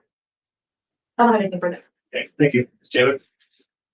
Are you testifying that Mr. Koberger did not use Highway 95 south of Moscow on November 13th. I'm testifying that there are various routes that a person could take south of Moscow to include Highway 95. There are also several others. Which one does your map depict? I believe the map starts well south of Moscow, more towards Genesee, and there is the line that starts there. However, I would direct you to the paragraph at the beginning of the map that says this is a possible route to travel between the two locations. She So mentioned you're just not sure. before. Yes, ma'am. Okay. That would include then Highway 95 south of Moscow. Yes, ma'am. And that would include other possible routes. Yes, ma'am. How many video surveillance attempts did you make to get video from businesses or homes on all of those routes? I do not recall, but it continued for some time, attempting to find additional video footage. What did you find? Nothing to my recollection. Nothing to my recollection. Not one video depicting the car. To my memory, no. To my memory, no. To my memory, no. Good enough, thanks. Well, okay, so let's talk a little bit about this, and then I'm going to, I kind of got derailed in this live stream, but after I talked about the hearings and the IGG, I was actually going to show you an IGG clip because, and again, I'm going to get to your comments in a section, because I told you guys I've been doing like my own writing and research and everything for my videos recently, like the last, I don't know, few, but I've been inspired by some of the comments that were left. And one of the comments by one of my subscribers named Chris Mullins was so incredible. I actually based like half of my video on it, and it's all about IGG and hypotheticals. And we'll get to that in a second. But to the starred comments regarding this hearing, let me get a better screensaver up for us. Leave it there. Some of the comments that people had while we were watching this that I thought were really good.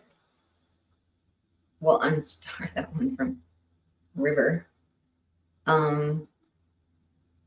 These were just the comments that were coming as this was going. So some of them are just like statements, but I did want to bring this up because we have a lot to say about the DoorDash driver and the Uber, and that live streams. I'm probably not going to do a second one this afternoon, but I'll post it afterwards. I'm going to try and do a late night live stream because I can sleep in tomorrow.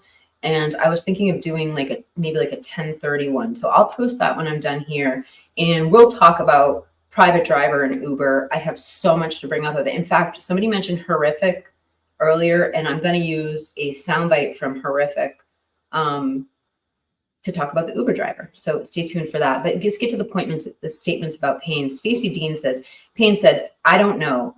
I don't recall 26 times in his hour on the stand. And I mean, I looked at it as like some sort of strategy. Like, you know how when somebody appears before Congress and they like, I don't know, or I'm going to have to get back to you. It's like to protect them, keep everything ambiguous. I know nothing. Okay. Oh, I think we cleared that up. And Control Alt Delete Maori, or however his name is spelled. We're getting to that in a second. I mean, I'm assuming that these hearings happen in between the 14th and the 16th motion for discovery. The 15th motion for discovery was asking all strictly IGG. Then these hearings happened where they started talking about the drive test and they started talking about Cyray. And that's when we saw that 16th motion for discovery come in August that asked for Exhibit O. Exhibit O was handed over. In the 17th request for discovery, they asked for Exhibit P. My assumption was those had to do with this, the metadata and the drive test, the CAS, the things that Sign needed, you know, because he said, if I had the information, I reserved the right to change my mind. But right now, everything I've seen is exculpatory. Yeah, so anyway, I thought I'd bring that up.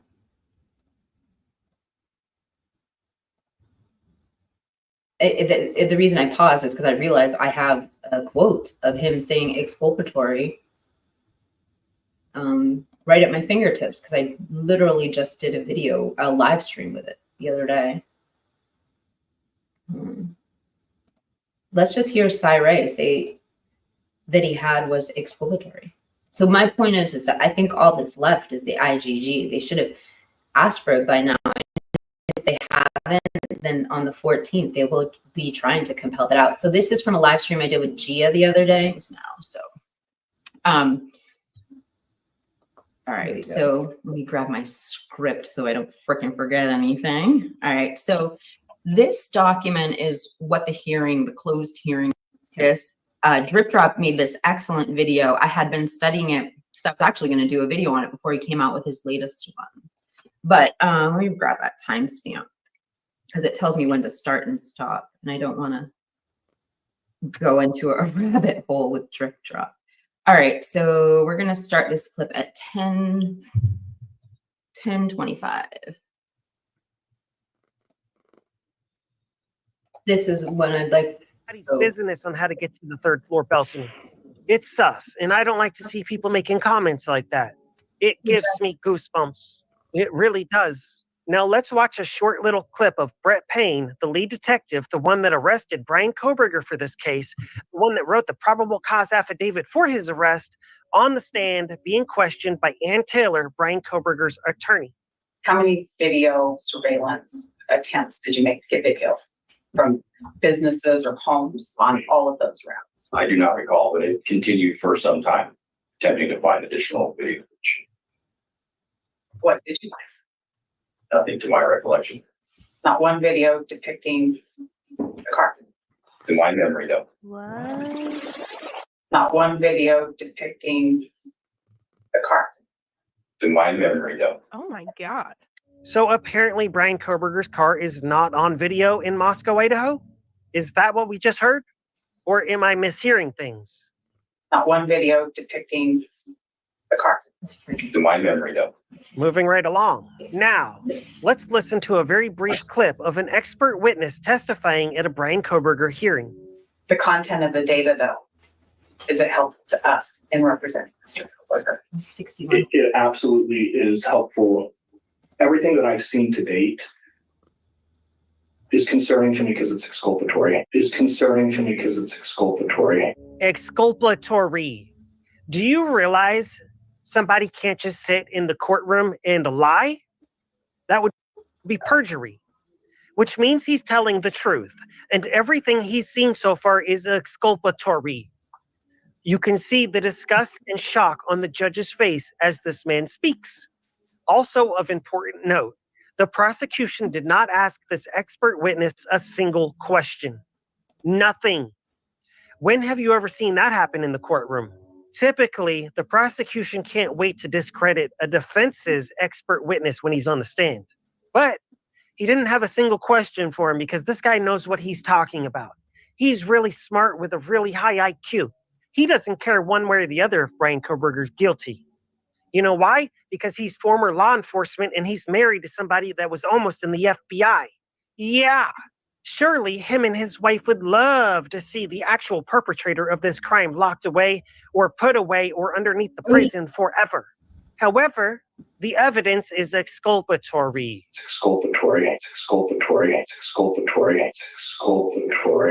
Yeah, it's safe to say at this point, Brian Koberger is most likely innocent. Scary, yeah.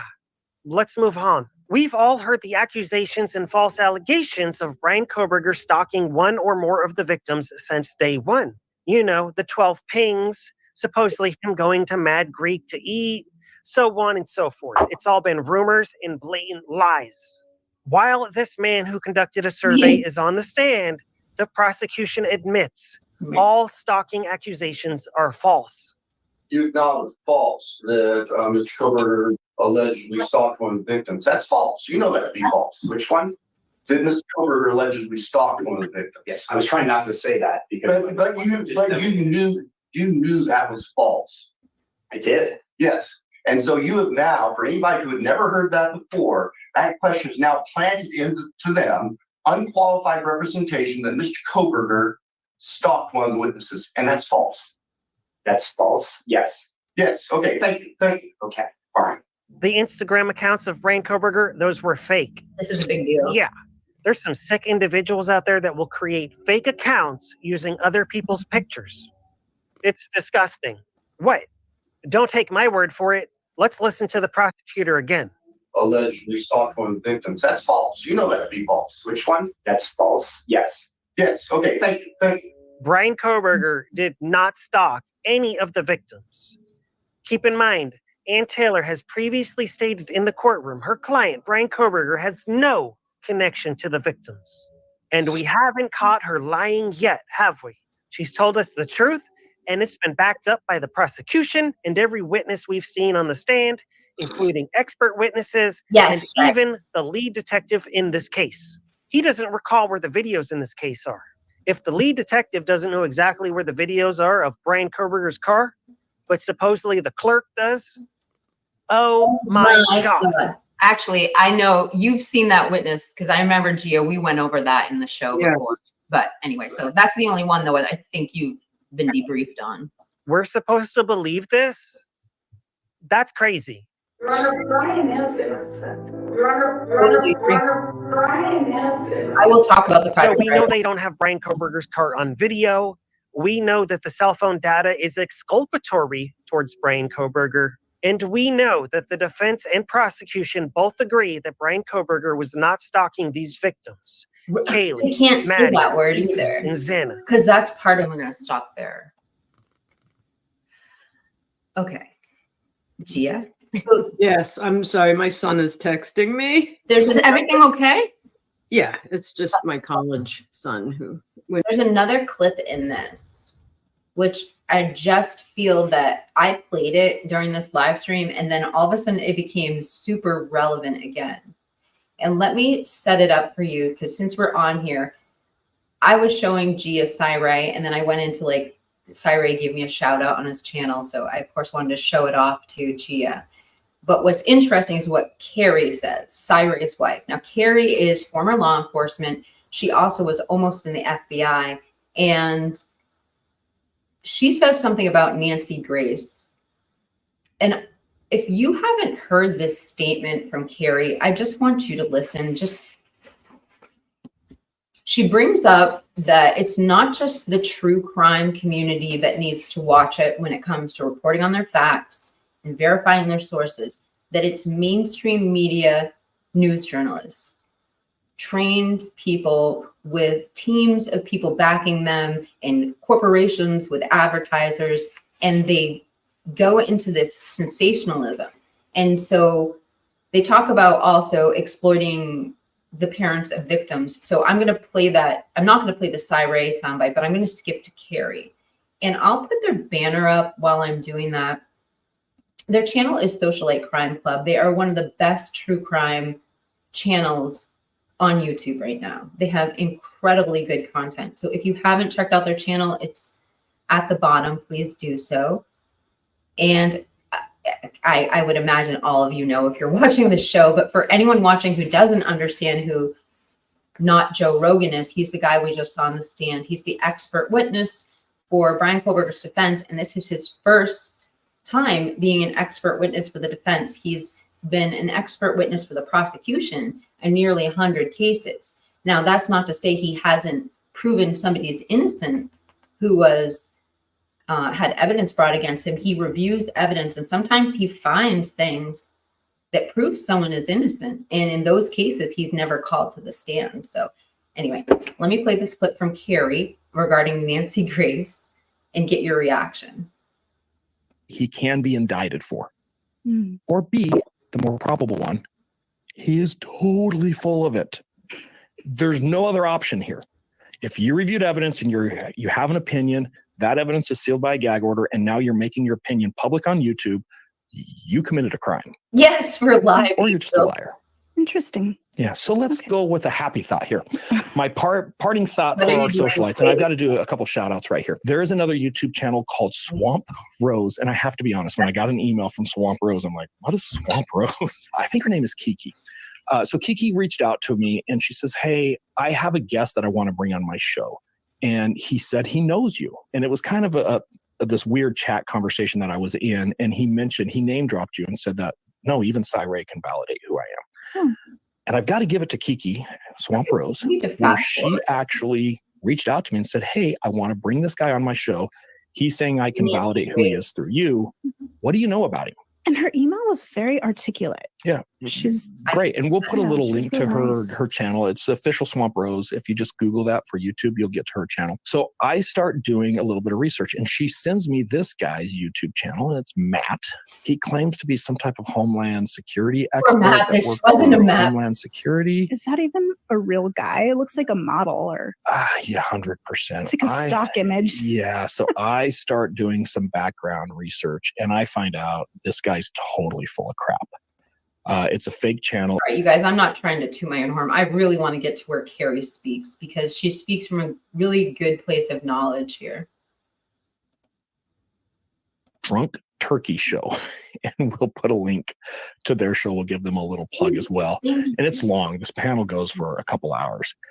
At the 2 hour, 25 minute, roughly 56-second mark, she actually states, hey, I want to say I reached out to Cy, and here was my experience with him.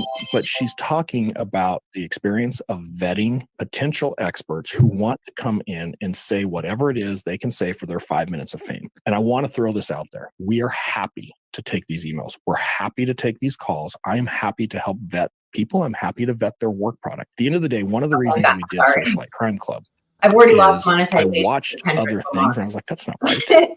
There's no way that is accurate. Well, more importantly, you can say why. Well, and that's just it. And if people ask, I'm happy to say why. Now, I can't talk about certain cases, and I won't talk about certain cases, but there's other things I can absolutely help with. But I do feel that YouTube creators and guests on YouTube channels have a responsibility to stay accurate, to not just make stuff up, because it really brings the entire community down to where pretty soon, I can't watch true crime because it's all fake. Well, quite frankly, I don't think it's just YouTube creators. It's investigative journalists. It's 100%. These reporters, Nancy Grace, for instance. Oh, you're going after the queen. I am. Yeah. I feel like there could be much, I don't know, there could be more effort and really understanding. A word, sensationalism. How much can I sensationalize this victim? How much can I sensationalize these victims' parents? Right. Okay, I'm stopping right there because I'm glad Angel D is in the chat, because Angel D is the one who said this yesterday. And actually, I'm just going to read her darn comment because it was so insightful. And she picked up on something that I didn't in the Nancy Grace interview. And it's what she was doing to the parents. So when I presented the interview to my audience, I told you all it felt like Nancy Grace was leading in her questions, but Angel D had a totally different take on this. Let me just read you what she said. I wasn't prepared to do this, so just give me.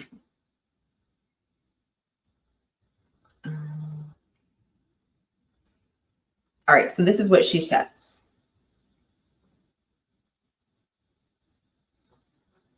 Oh, I have new comments on here. Let me turn my camera off. Oh, no, that's really, okay. Mr. Gonzalez looked very sad and drawn in that interview. I hate when interviewers try to manipulate tears from their guests. My heart goes out to all the victims' families, friends, and relatives. It's limbo for them.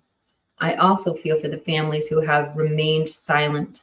I recall Ethan's brother being quoted as having said he could say so much, but he won't to preserve justice, allegedly. At least Judge Hippler is finally set a date for trial, in my opinion. Then I replied back to her. I said, wow, Angel, until you said that, I didn't think I realized exactly what's going on. Thank you for your thoughts. And then she says, yes, it was hideous emotional manipulation, in my opinion. Makes me sick. He was visibly blinking back tears. There's no way he wants to break down in tears publicly, and that's exactly what I feel, in my opinion, she was going for. A true crime money shot, so to speak. Horrible.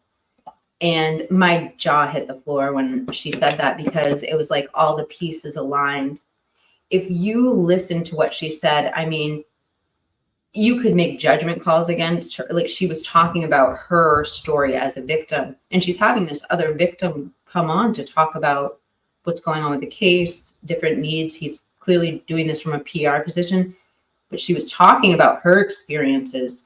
She went into extreme detail about her feelings and her perceptions around her when her fiance was unalive.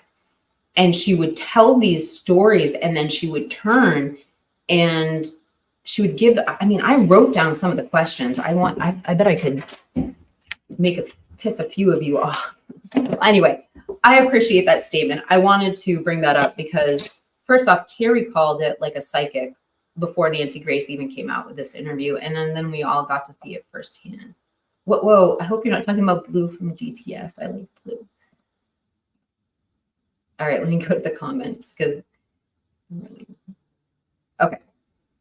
For real, that was fake AF. I thought she was in a soap opera, 100%. Oh, thank you, Trisha. She agrees. I don't know if you've even all seen it. They broke it down into like different segments. A lot of people were saying that she was talking to Christy. I heard in one live stream that she was asking Christy about her weight loss. And like, okay, this is an etiquette thing. When anybody has been through stress in life, a lady or someone who's been taught any form of etiquette or picked it up via osmosis, you never ask somebody about extreme weight loss because it typically has to do with emotions. I mean, or sickness. And it's just completely classless. Carrie said it, not me. Nancy G fake crying was disturbing that she was telling SG she got every day of the trial. And it's hard to compare the two. Nobody's tragedy is more than another, and we can't judge anything, but like, this is his daughter that he's known from the moment of her conception. And I mean, are we comparing two different things here? Thank you so much. I really appreciate you being a member for 3 months, Angel D. Nancy Grace is not my cup of tea, but she is successful, so she must know something. 100%. And I've told people before, if there's a disaster, like if I saw this happen and I knew I wanted top news coverage, and I don't know if I would now. I mean, there are live streamers that I would go to, but before I did true crime, I would turn on Nancy Grace. Not necessarily like on a daily basis, but if there was a tragedy or something, she was the voice that I knew was going to be getting all the stuff that was available to be told to us. Maybe that's part of her personality, is she seeks out all of those places. So when we see her in a position like this, where she's talking to someone after the fact, like maybe she's a better investigative journalist or like field journalist. I don't know. I don't know why it's my job to explain Nancy Grace, so I'll stop. Grace is paid to be a service, 100%. Everybody gets paid to do, you know, it's about clicks and views. I mean, we could bring up a couple of, I don't want to bring up any of the salacious headlines about Brian, but there are lots of salacious headlines that people can report on, and they know they'll get a click. I'll stop talking because I was about to say something I shouldn't. If DM was frozen with fear, how she texting BF? She didn't lock herself in the room and fall asleep. They were awake. I agree. And I think that word frozen shock, that phase, was added specifically because they have a moment when that phase ended. And I don't know if that's when DM walked downstairs and went into BF's room, or if she got out of shock and she looked at her phone or what. But that phase, because it says phase, it did not, it was just for a portion of time. I don't think phase would mean from 4 a.m. to 12 a.m. because that would be a condition. I don't think it'd be a phase, but I don't know. Yeah, God bless the families. Giovanni says, the well-disguised purpose of the Grace interview with SG was to bring back the serial unaliver narrative. And there is an obvious reason. You're talking about the planning, aren't you? So Steve G, okay, so another thing in that interview, if you didn't see it, was Steve G claims to have a source, or he does have a source. I don't know if he has a source, but he claimed, I hate to say the word claim because I'm not suggesting that he's a liar or something, but he says he has a source. The source, there's been problems with this source from the beginning. And, but his source is telling him that the planning phase began in PA, and that's what they were looking for in the PA home were aspects of the planning phase. If you didn't see the interview. And so what Giovanni is saying is it's strategical. It's here to push a different narrative. Nancy Grace, it's a page shill, period. I love Nancy Grace during the baby killer Casey Anthony trial, but not anymore. Can you imagine any one of us being innocent and accused of a crime, what we would be up against? I mean, just seeing this, oh my gosh. Toad says, I was actually hearing some doubt about BK's guilt coming from SG during the Nancy Grace interview. Can I just tell you, I thought his words, so his actions in the interview, his words were so much more polished and rehearsed. They're the way they should be if you're going on a program like that, if you have a team behind you. Because for me, I felt like the team was failing Christy and Steve Gonzalez.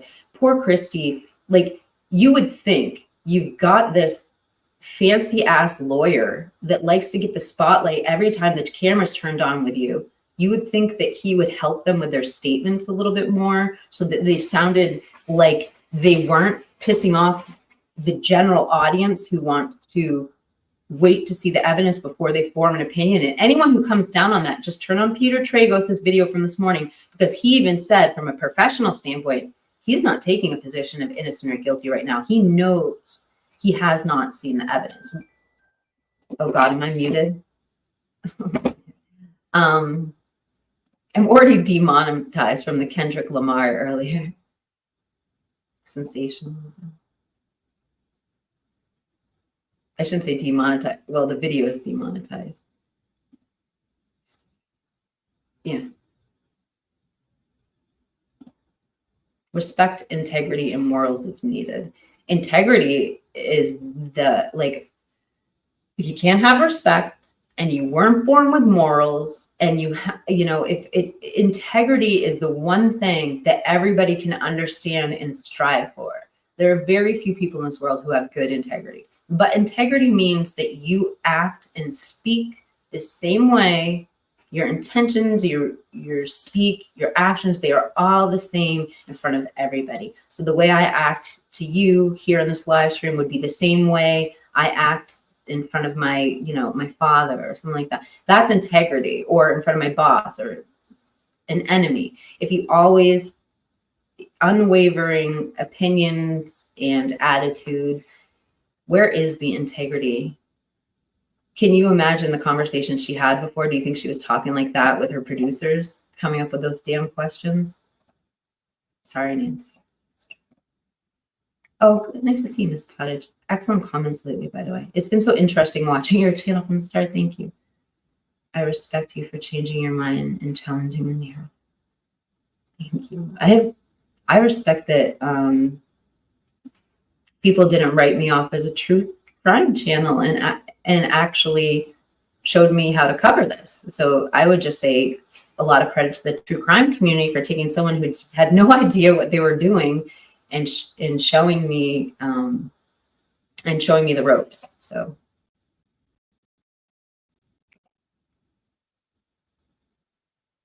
what Rolo is the puppet? AT wants to prove the warrants were obtained illegally. Investigative and serial unalive rules of law enforcement differ. Investigating just okay. So I'd be curious to know if that's where the federal laws would come in. If it was a serial unaliver narrative.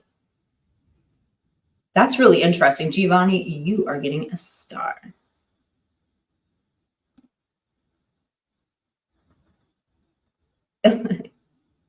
for my true crime skills. Oh, that wasn't the right one. Wait, how can anyone in the US not understand innocent until proven guilty unless caught red-handed in the moment? It's sad. We fight to prove we are innocent. And don't forget, you guys, you let this go, you don't protect our rights. There is nowhere else for us to go and be free. There is no other country that has the type of freedom that we have here. So let's protect it. We're the great experiment. For guilters who don't even care about defendants' constitutional rights, that is so disturbing. Any one of us could be a BK or a Richard Allen. Exactly my point. Thank you. A few more people need morals. How do you have morals, though, if your parents don't raise you to believe in God? I mean, people have the debate, are morals, can you have morals without godliness? But honestly, if you don't have a greater power watching over you, do you just do it for the honor system? Why do you do it? Your own narcissism? If parents don't teach their children morals and, I know, I just say things. It's probably time for me to get off the screen when I just randomly start saying salacious things. DNA on a weapon sheath is no alibi. It is getting caught red-handed, 100%. But they're going to bring up the questions. They're going to bring up the questions. So the first one is going to be the validity of the touch DNA, although I will say it's going to be hard for me to understand too. But the validity of touch DNA, Gia read an article on this channel of a man, and he was homeless and he was living in California, and he had a medical emergency inside of a convenience store, and he passed out. The ambulance came, they checked all his vitals, they rushed him to the hospital. He was actually admitted to the hospital, and right after he was admitted, the EMTs were called to another unconscious person. They went and they checked the person out. They put the oxygen meter on his finger. He was gone. Now, they could tell this person had been murdered. So they call the forensics team over. They check him out. They check under his fingernails. They find this guy's DNA, right? They charge him with murder. He's in jail 3 months later, and his lawyer's like, what is going on? My client was in the hospital at the time of this unaliving. How is his DNA there? Come to find out, when he passed out in the store before he was hospitalized, they put that oxygen meter on his finger, and then they went and put it on the corpse, and then they found his touch DNA on the corpse. So I'm not saying that's what happened here, but I'm saying that's the possibilities. There was another instance where a policeman touched a car and then touched the weapon, and that touch DNA was found on it. And then the person was subsequently had their charges thrown out because they found that out afterwards. So it's, and I'm saying touch transfer, Tonka's correcting me in the chat, but I don't know. And then there was another point I had about that, which was, chain of custody. And so this is the other thing, is this is where we get into those really, really weird borderline issues where, okay, let's say someone is guilty, but there was corruption in the investigation. So illegal search and seizures, I think is where what we're talking about. There's a couple of constitutional violations, but with illegal search and seizures, if you illegally obtain evidence, you can have the entire arrest warrant thrown out. And if the arrest warrant is thrown out, it can have the entire case thrown out. Now, in this instance, when that was brought up before, Bill Thompson stood up and said, well, you do that. And the second he walks out of this courtroom, we're recharging him. So they have something that they feel is enough cause to have him behind, obviously, have him behind bars that we don't know about yet. But those were my 2 points, and I'll shut up now and read your comments. Wait, Jeff says, did the grand jury get to hear more details about this case than the public currently knows? I would imagine, of course. But they also didn't have, there's nobody telling the other side of the story there too. And we know that the grand jurors did need more clarification. And I'm not going against what you're saying. I mean, our system is the best system in the world, but it's only as good as the people who are running it.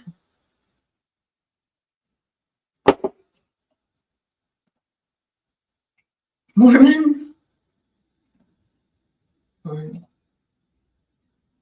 She literally said, how can you have morals if your parents don't teach you to believe in God? I did say that, I'm sorry. But how can you? What, would you be born with morals? Morals you're not born with. I mean, human decency maybe, but we're not born. The only instincts we're born with is the fear of falling and loud noise. I believe in God, so I believe people have morals written on their hearts. But if you don't believe in God, then why would you not lie? What's the point? I've always wondered. You tell me if you don't believe in God. Did Bill T really say that they could arrest him on? Yes. And now that you bring it up, Miss Pottage, I'll have to go back to that and figure out exactly where I heard that. But it was the first time it was brought up, and I believe you said it right on the stand.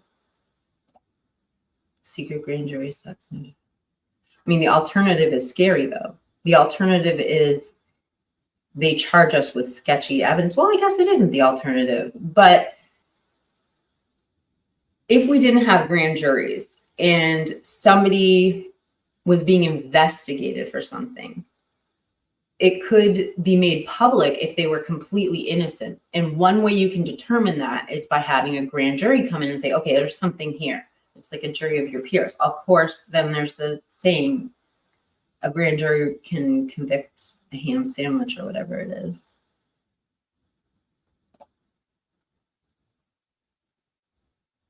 Oh, wait, also don't forget the entire grand jury was not convinced by what they had shown. Absolutely, they asked for more clarification.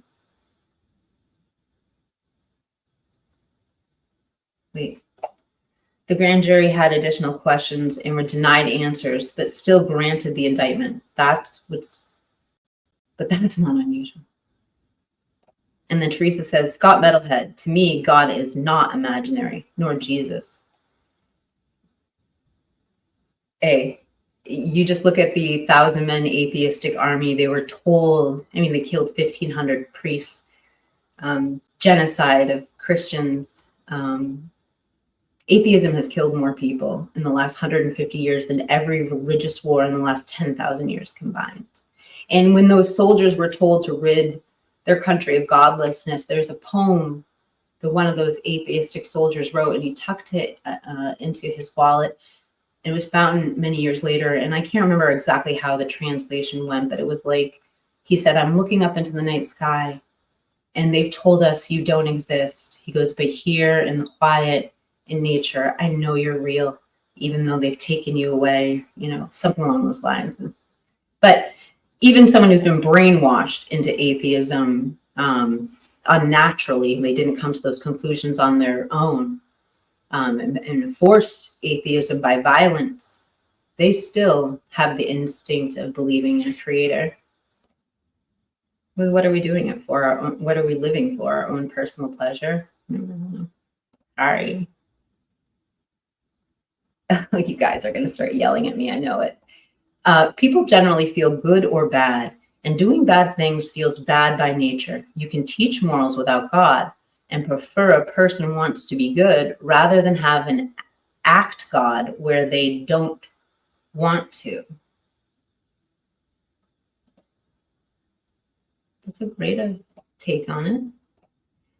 No LE profile because photo icon was before BAK was identified. CIA Director William Casey's Operation Mockingbird to make what the public believes to be true, truly false. Scott Metal said, Scott, we should sit down and talk sometime. I would prefer to talk to someone who's an atheist than someone who just doesn't have an opinion, because here's the thing is at least you think about this stuff. Most people who are truly atheistic, I feel, take on their atheism as a religion. So then the atheism becomes your God. But I don't know where you're at with your atheism. I don't feel Fry was very involved besides press conferences and driving a U-Haul truck.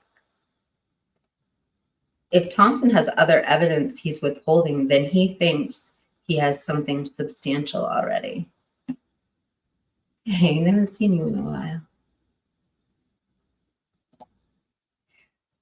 Okay, now I'm starting to pull up I'm like probably losing my live stream energy and I need to get off soon. Chickbait says, I'm an atheist, but I find value in spiritual writings across all religions. Absolutely. And I mean, when I call myself a Christian, I studied the principle Upanishads. Like, I mean, I've done like a philosophical study on the principle Upanishads, and I love reading historical writings. But yeah, but I'm a true believer in God. Anything spiritual, I mean, if something's supernatural or spiritual, I don't know. I thought atheism, I don't know. Do you believe in omnipotence? So like spiritual, like I'd love to know what your thoughts are on that. And thank you for sharing too. All right. Oh, take the banner. Sorry. Thank you. Done. Thanks for modding me. Don't make me feel self-conscious. Atheist, oh, wait, what was I? At least, I'm not going to display the comment, but like I said, I do enjoy talking to people who are atheistic because at least they're thinking about it. The worst thing you can be is neutral and lukewarm in life on anything. So, trust the Holy Bible. Amen. You're willing. Yeah, I know. I shouldn't do these hybrid live streams where we talk about religion and true crime. All right, so there was one other thing I want to show you that I've been talking about this whole live stream. Oh, Trish, he believes in me. He believes in me. He is the most respectful and decent human I have met in a long time. Oh, me.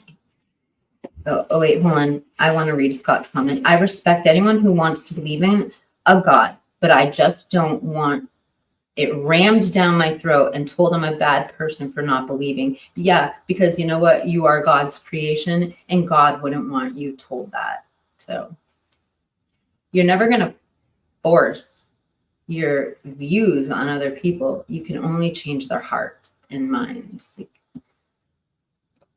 It's only through love and kindness, exactly what you're saying, Scott, that somebody could change that. Your dad used religion, God to be, wait, let me just read it before I put it up. Just because I don't, certain things are just too simple.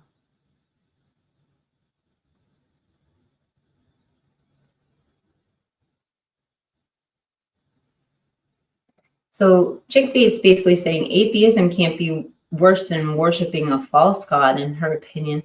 Which God is the real one? There's thousands. Well, I believe in the one God. I don't believe in an I believe in an omnipotent God. I don't believe in, I'm not polytheistic. I believe there's one that created all. Whoa. What Tonka says, the Bible was written by a man for a man. It is the book of guidelines provided by a controlled system. If you've studied the Bible, then you would know that that's not what we believe. We believe the Bible was inspired. Can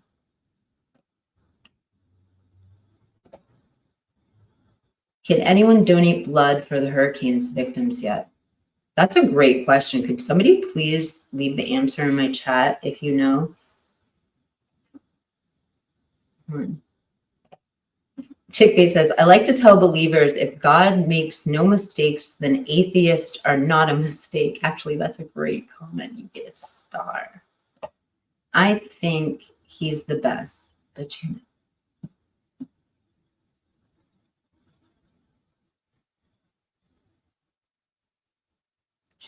Oh, and then, or change your heart in mind. You mean they're going to change my heart? Omnipotent. I'm not putting that in the direction. Women aren't even allowed to read the Bible for centuries.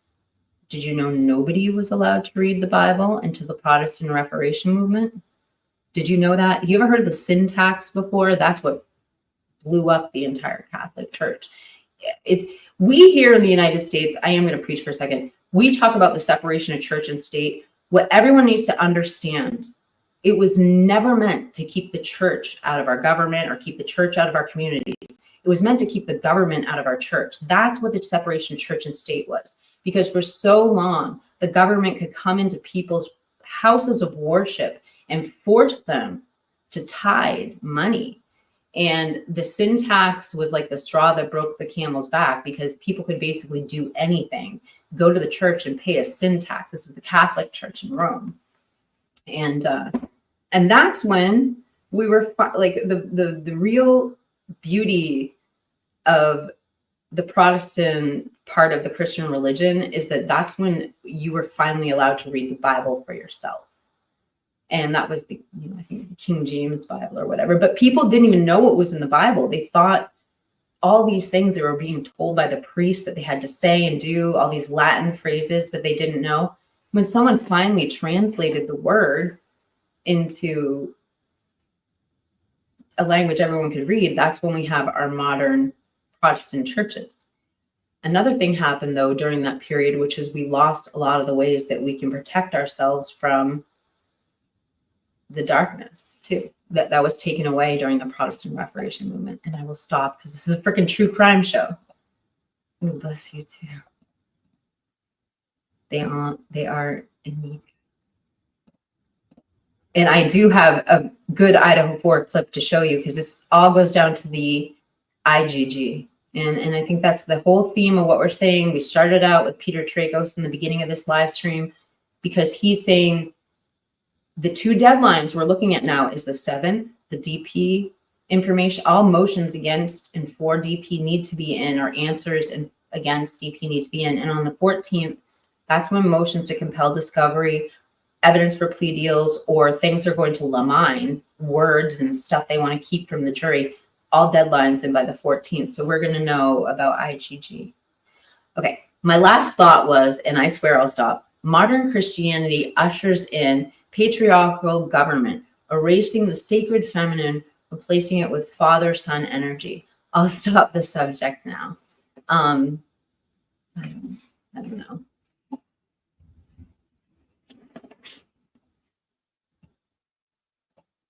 Thank you for sharing your thoughts. The people that knock on doors talking about the Bible come in, and I talk to them. Me too. I just talked to one yesterday. They can't find the door, not trying to hear collective consciousness, space, time, vibration, frequency, etc. They avoid confusion. I know. I probably am reading really poorly. Wait, Tonka says, creation in itself, everything. It is not personification. We are part of a greater whole. Yes, I agree with that. Jack Johnstone's gotten back to business. 2 separate officers at WSU. Oh, I love this comment. Jack, whoever has been talking about the private driver lately is touching base on exactly what we're going to talk about tonight, because we're not done here. Stacey Dean, 2 separate officers at WSU identified the vehicle in the car park, also departing on CCD TV at 2:41 a.m. and then returned early the next morning at 5 a.m. So they do have BK in the car. I thought we were going to talk about the WSU officers identifying BK's car. So I'm going to give you a little teaser for tonight's show, because I didn't realize this before. I have so much to say about the private driver. You have no. Did you know that the private driver reported BK's car? I don't know how that ever escaped from me. But he did. He wasn't the one that like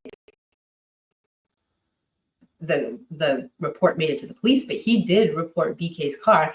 BK lived 1,200 feet from him. I just thought I'd throw that up there.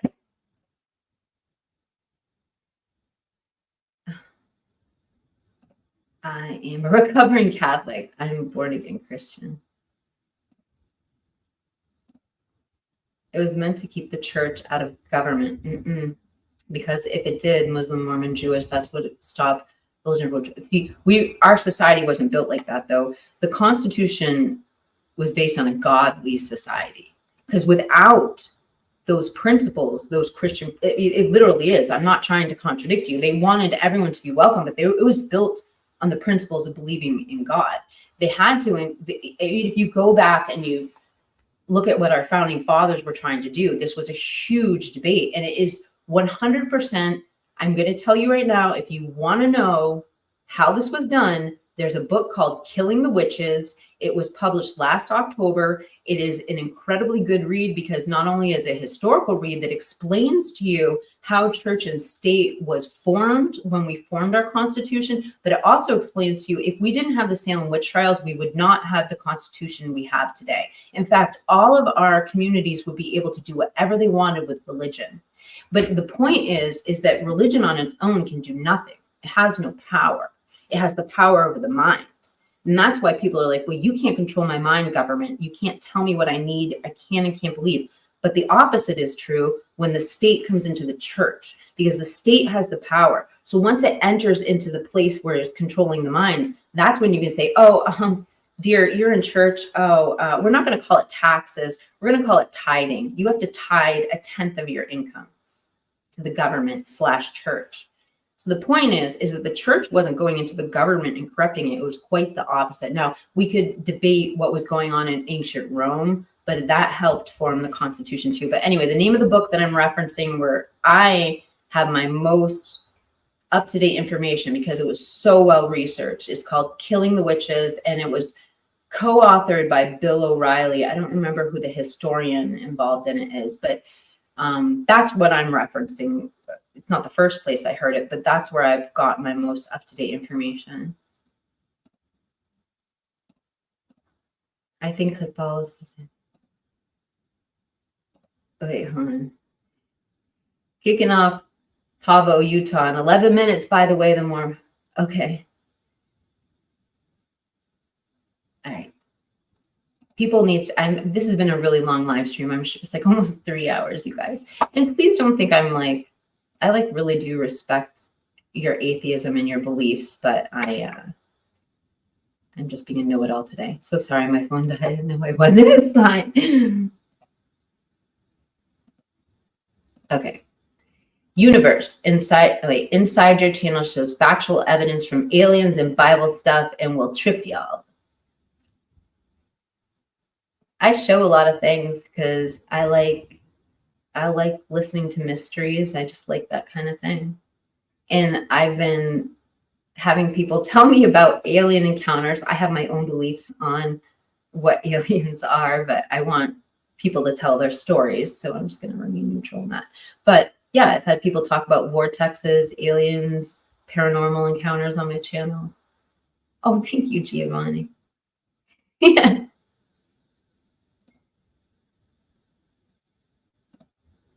I hope you guys all enjoy your college football today.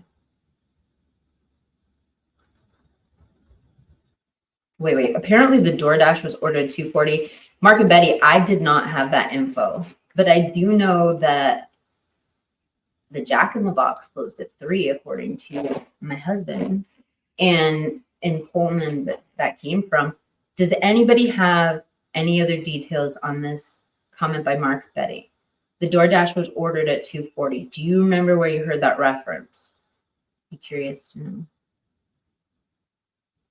Only if I have money on them.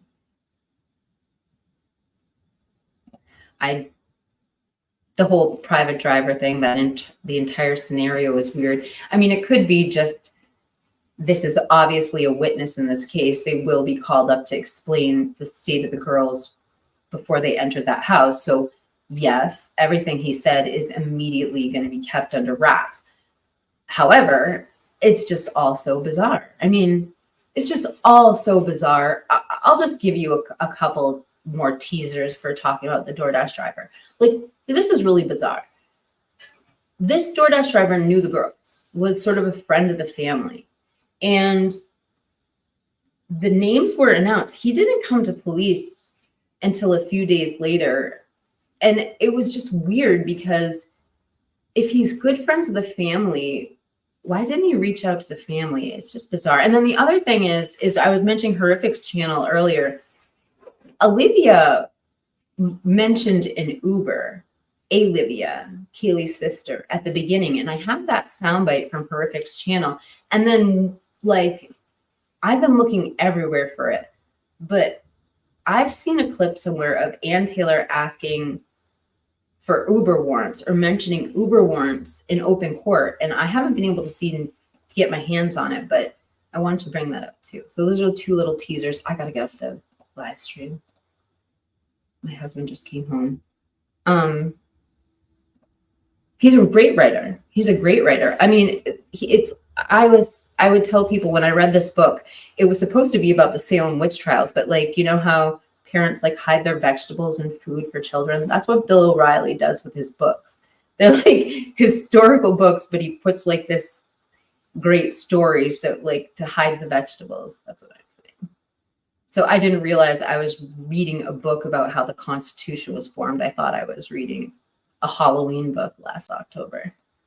He does. He has some good books. The next one I'm going to read is Killing Jesus, because I heard that is one of the most historical accounts that has been written.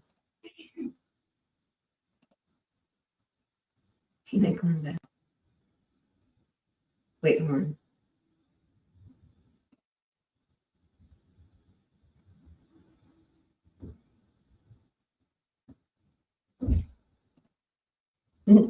I don't think Santa's going to take this video.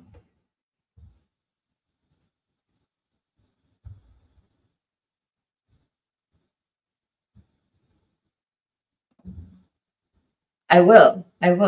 Well, Rolo, but I already have a show. I'm featuring Rolo in one of my videos this upcoming week. So you'll have to hit that notification bell.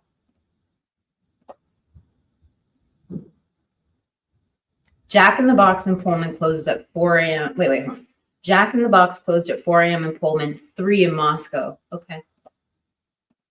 Thank you for straightening me out. Chickbait says, I like studying the Puritans and the pirates and the witches. Oh my gosh, you love this book, Chickbait. It is fascinating. There's a psychopath in every crime story like this, any mass tragedy like this. And I thought it was the central minister in the Salem witch trials, Jonathan Smith, I think it is. But he, the real psychopath, came from England, and he was the one who was supposed to carry out the wishes of the king, and he directed all the courts in Boston, and the courts from Boston went out and put that into the colonies. But he was so messed up from war and burning people alive and all these crazy things he did. He was a complete psychopath. And he was the one who came down and just kind of, but yeah, that Cotton Mathers or whatever, the whole thing.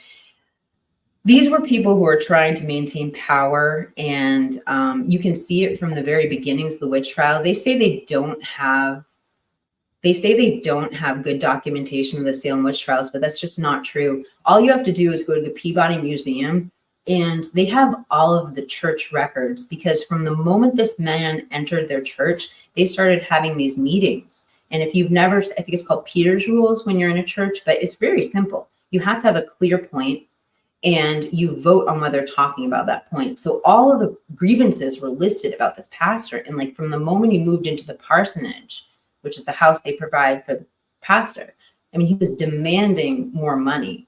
And he did that in the form of like, I mean, they didn't have money, but it was like firewood and stuff like that. I mean, he was extorting the church. And once they were able to unalive their first 2 people, I mean, it was all over with. Everybody was too scared to do anything. And that's when you saw hundreds of people jailed for years in Boston. There was there's the Witches Forest in Connecticut, like 13,000 acres, where people just hid there for years. And they didn't even have communities. They couldn't even trust each other. They lived under trees and in bushes. It was terrible.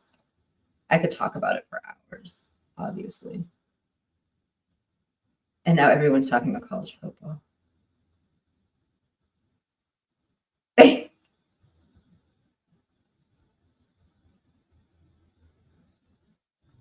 I'm going to play you guys that last soundbite because we've gotten so far from the Idaho 4 case in this podcast.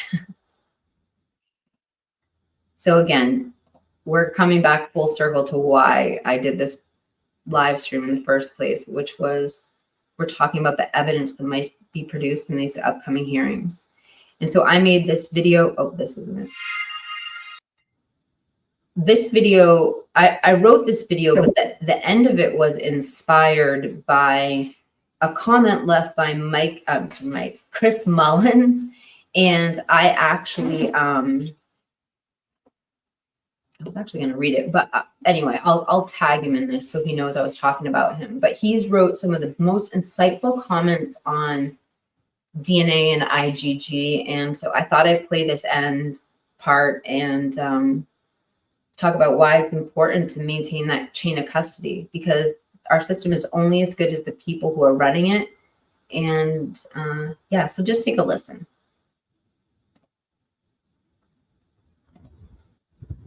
Methodology, which will allow this has 13 fixed markers.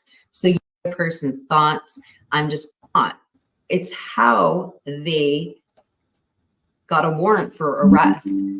All right, so everything I'm about to tell you is just speculation. It's completely made up and imaginary, some other person's thoughts. I'm just bringing it up, but scientifically, it sounds like it's a possibility. So a lot of people have come to the conclusion that a IgG scam is possible. And we're not saying it's real. So I'm just going to speculate a few things to you. I just want to know your reaction. Everything I say is just completely made up, but it's using some of the facts that we know about IgG. CODIS has 13 fixed markers. So you have no markers to pick and choose from when comparing. But there are several hundred SNP markers used in forensic science. With that knowledge, does it suggest that there might be existing forensic science methodology which will allow labs to pick and choose markers? This sounds very likely, and it would raise questions about DNA testing. If you're allowed to pick and choose markers from several hundred, you may be able to manufacture DNA comparisons, hypothetically speaking, of course. So don't forget when I say that, there are existing libraries of DNA markers which show probability of occurrence of the marker of a randomly chosen person. So you might have a relative who submitted their DNA to one of these databases.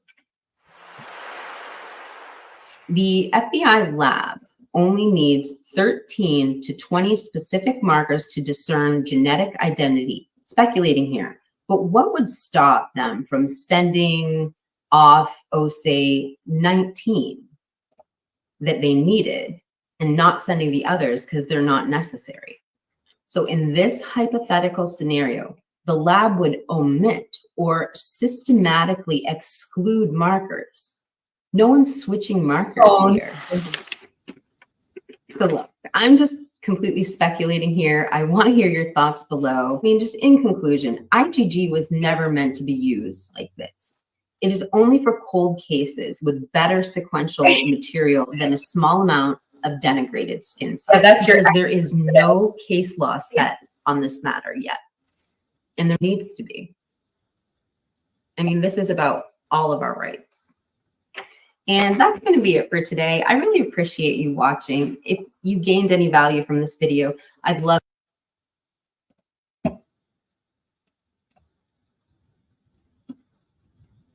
So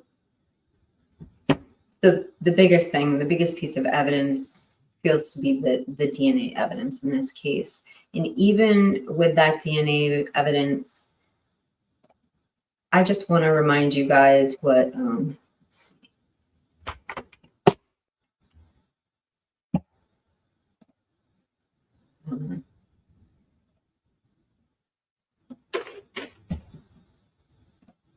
I'm gonna play Peter's feelings one more time for you guys. So I'll just pull up his channel because again, I'm promoting Peter's channel today. Please go check out Lawyer You Know. He came out with a video today giving his thoughts on the documents, but it is one of the best breakdowns I've seen because it is so packed full of information and it's only like 14 minutes long. But I mean, we've got like 9,000 pages of documents. So it's nice that we have a lawyer's perspective. All right, so Lawyer You Know, I'll put his handle up and it's a video. This one right here. And we're gonna listen to the this soundbite's at 14:35 and it's only a What's up, 45-second. Welcome back to another legal video. No hurricane talk or explanation about what's happening. No updates here. We are back in the office today. And we're going to be taking a look at Brian Koberger's new scheduling order, all the new deadlines. We're going to take a look at the fast and furious motions that are already coming in from October 9th and October 10th and why they're coming in. There's going to be fights about the death penalty. There's going to be all sorts of things happening fast and furious. But at the same time, there's been quite a large delay in when this trial is going to be beginning. We'll talk about how we think that's going to affect the jury. Let me know what you think it's going to affect the process like. It's going to be more jurors, less jurors that are going to be apt to sit on this jury for. So, okay. The reason I'm bringing this quote up, I'm going to do a tribute video before I end. The reason I'm ending with this quote from Peter Tragos is because he's a lawyer. He knows about the evidence that we've seen in this case. He's been following this case for 2 years, and just listen to the attitude he's going to have going into this. I think we can all learn something from what he has to say.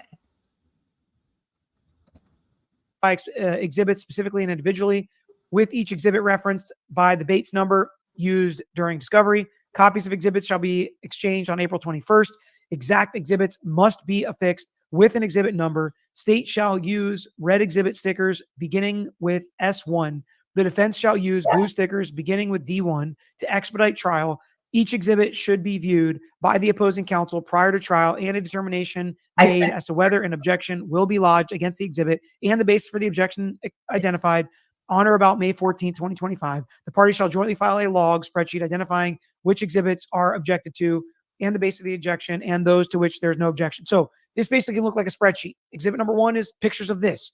Objection, either check yes or check no. If you check yes, what's the basis of the objection? If you check no, then it's an agreed upon exhibit and it's going to come into trial. The judge will look at that log, look at that spreadsheet, see what issues we have. This is all due on May 14th. So again, May 15th, we got to know what all of our issues are. We got to know which exhibits are all coming in and we agree to, which exhibits are being objected to. We got to know all that by May 14th. So on May 15th, we can handle those issues. Okay, that was the whole. And basically, from the way it looks, they should. Force of habit. I just keep listening. So yeah. So Peter's keeping an open mind. He knows as a lawyer, he doesn't know the evidence going in. He thinks. And so that, of course, if you've been following my channel for like the last couple of weeks, I've been trying to end with something that reminds us about the victims before we leave, because I think it just can get lost so easily when we talk about all the moving parts of this case, that there are real people. Sorry, I'm mincing my words right now. I'm trying to multitask. All right, let me pause that. So I just want to share my screen and present this to you. I'll come back and say goodbye afterwards, but I just want to give a quick tribute to the victims. And this is located on my channel. If you want to check it out, I kind of re-edited the tribute video after the 1-year mark that was that the news stations were putting out, and I added my own music. So here we go.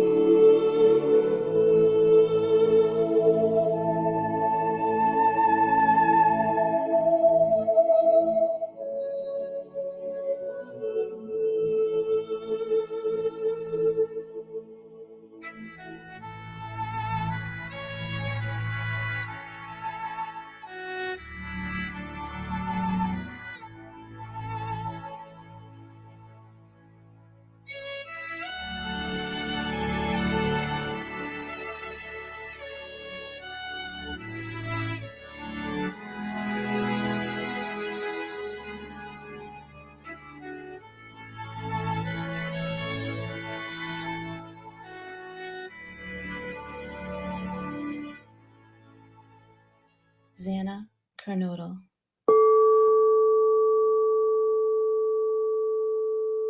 Ethan Chapin,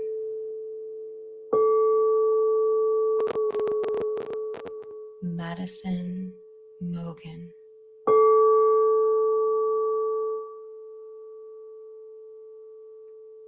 Kaylee Gonzalez,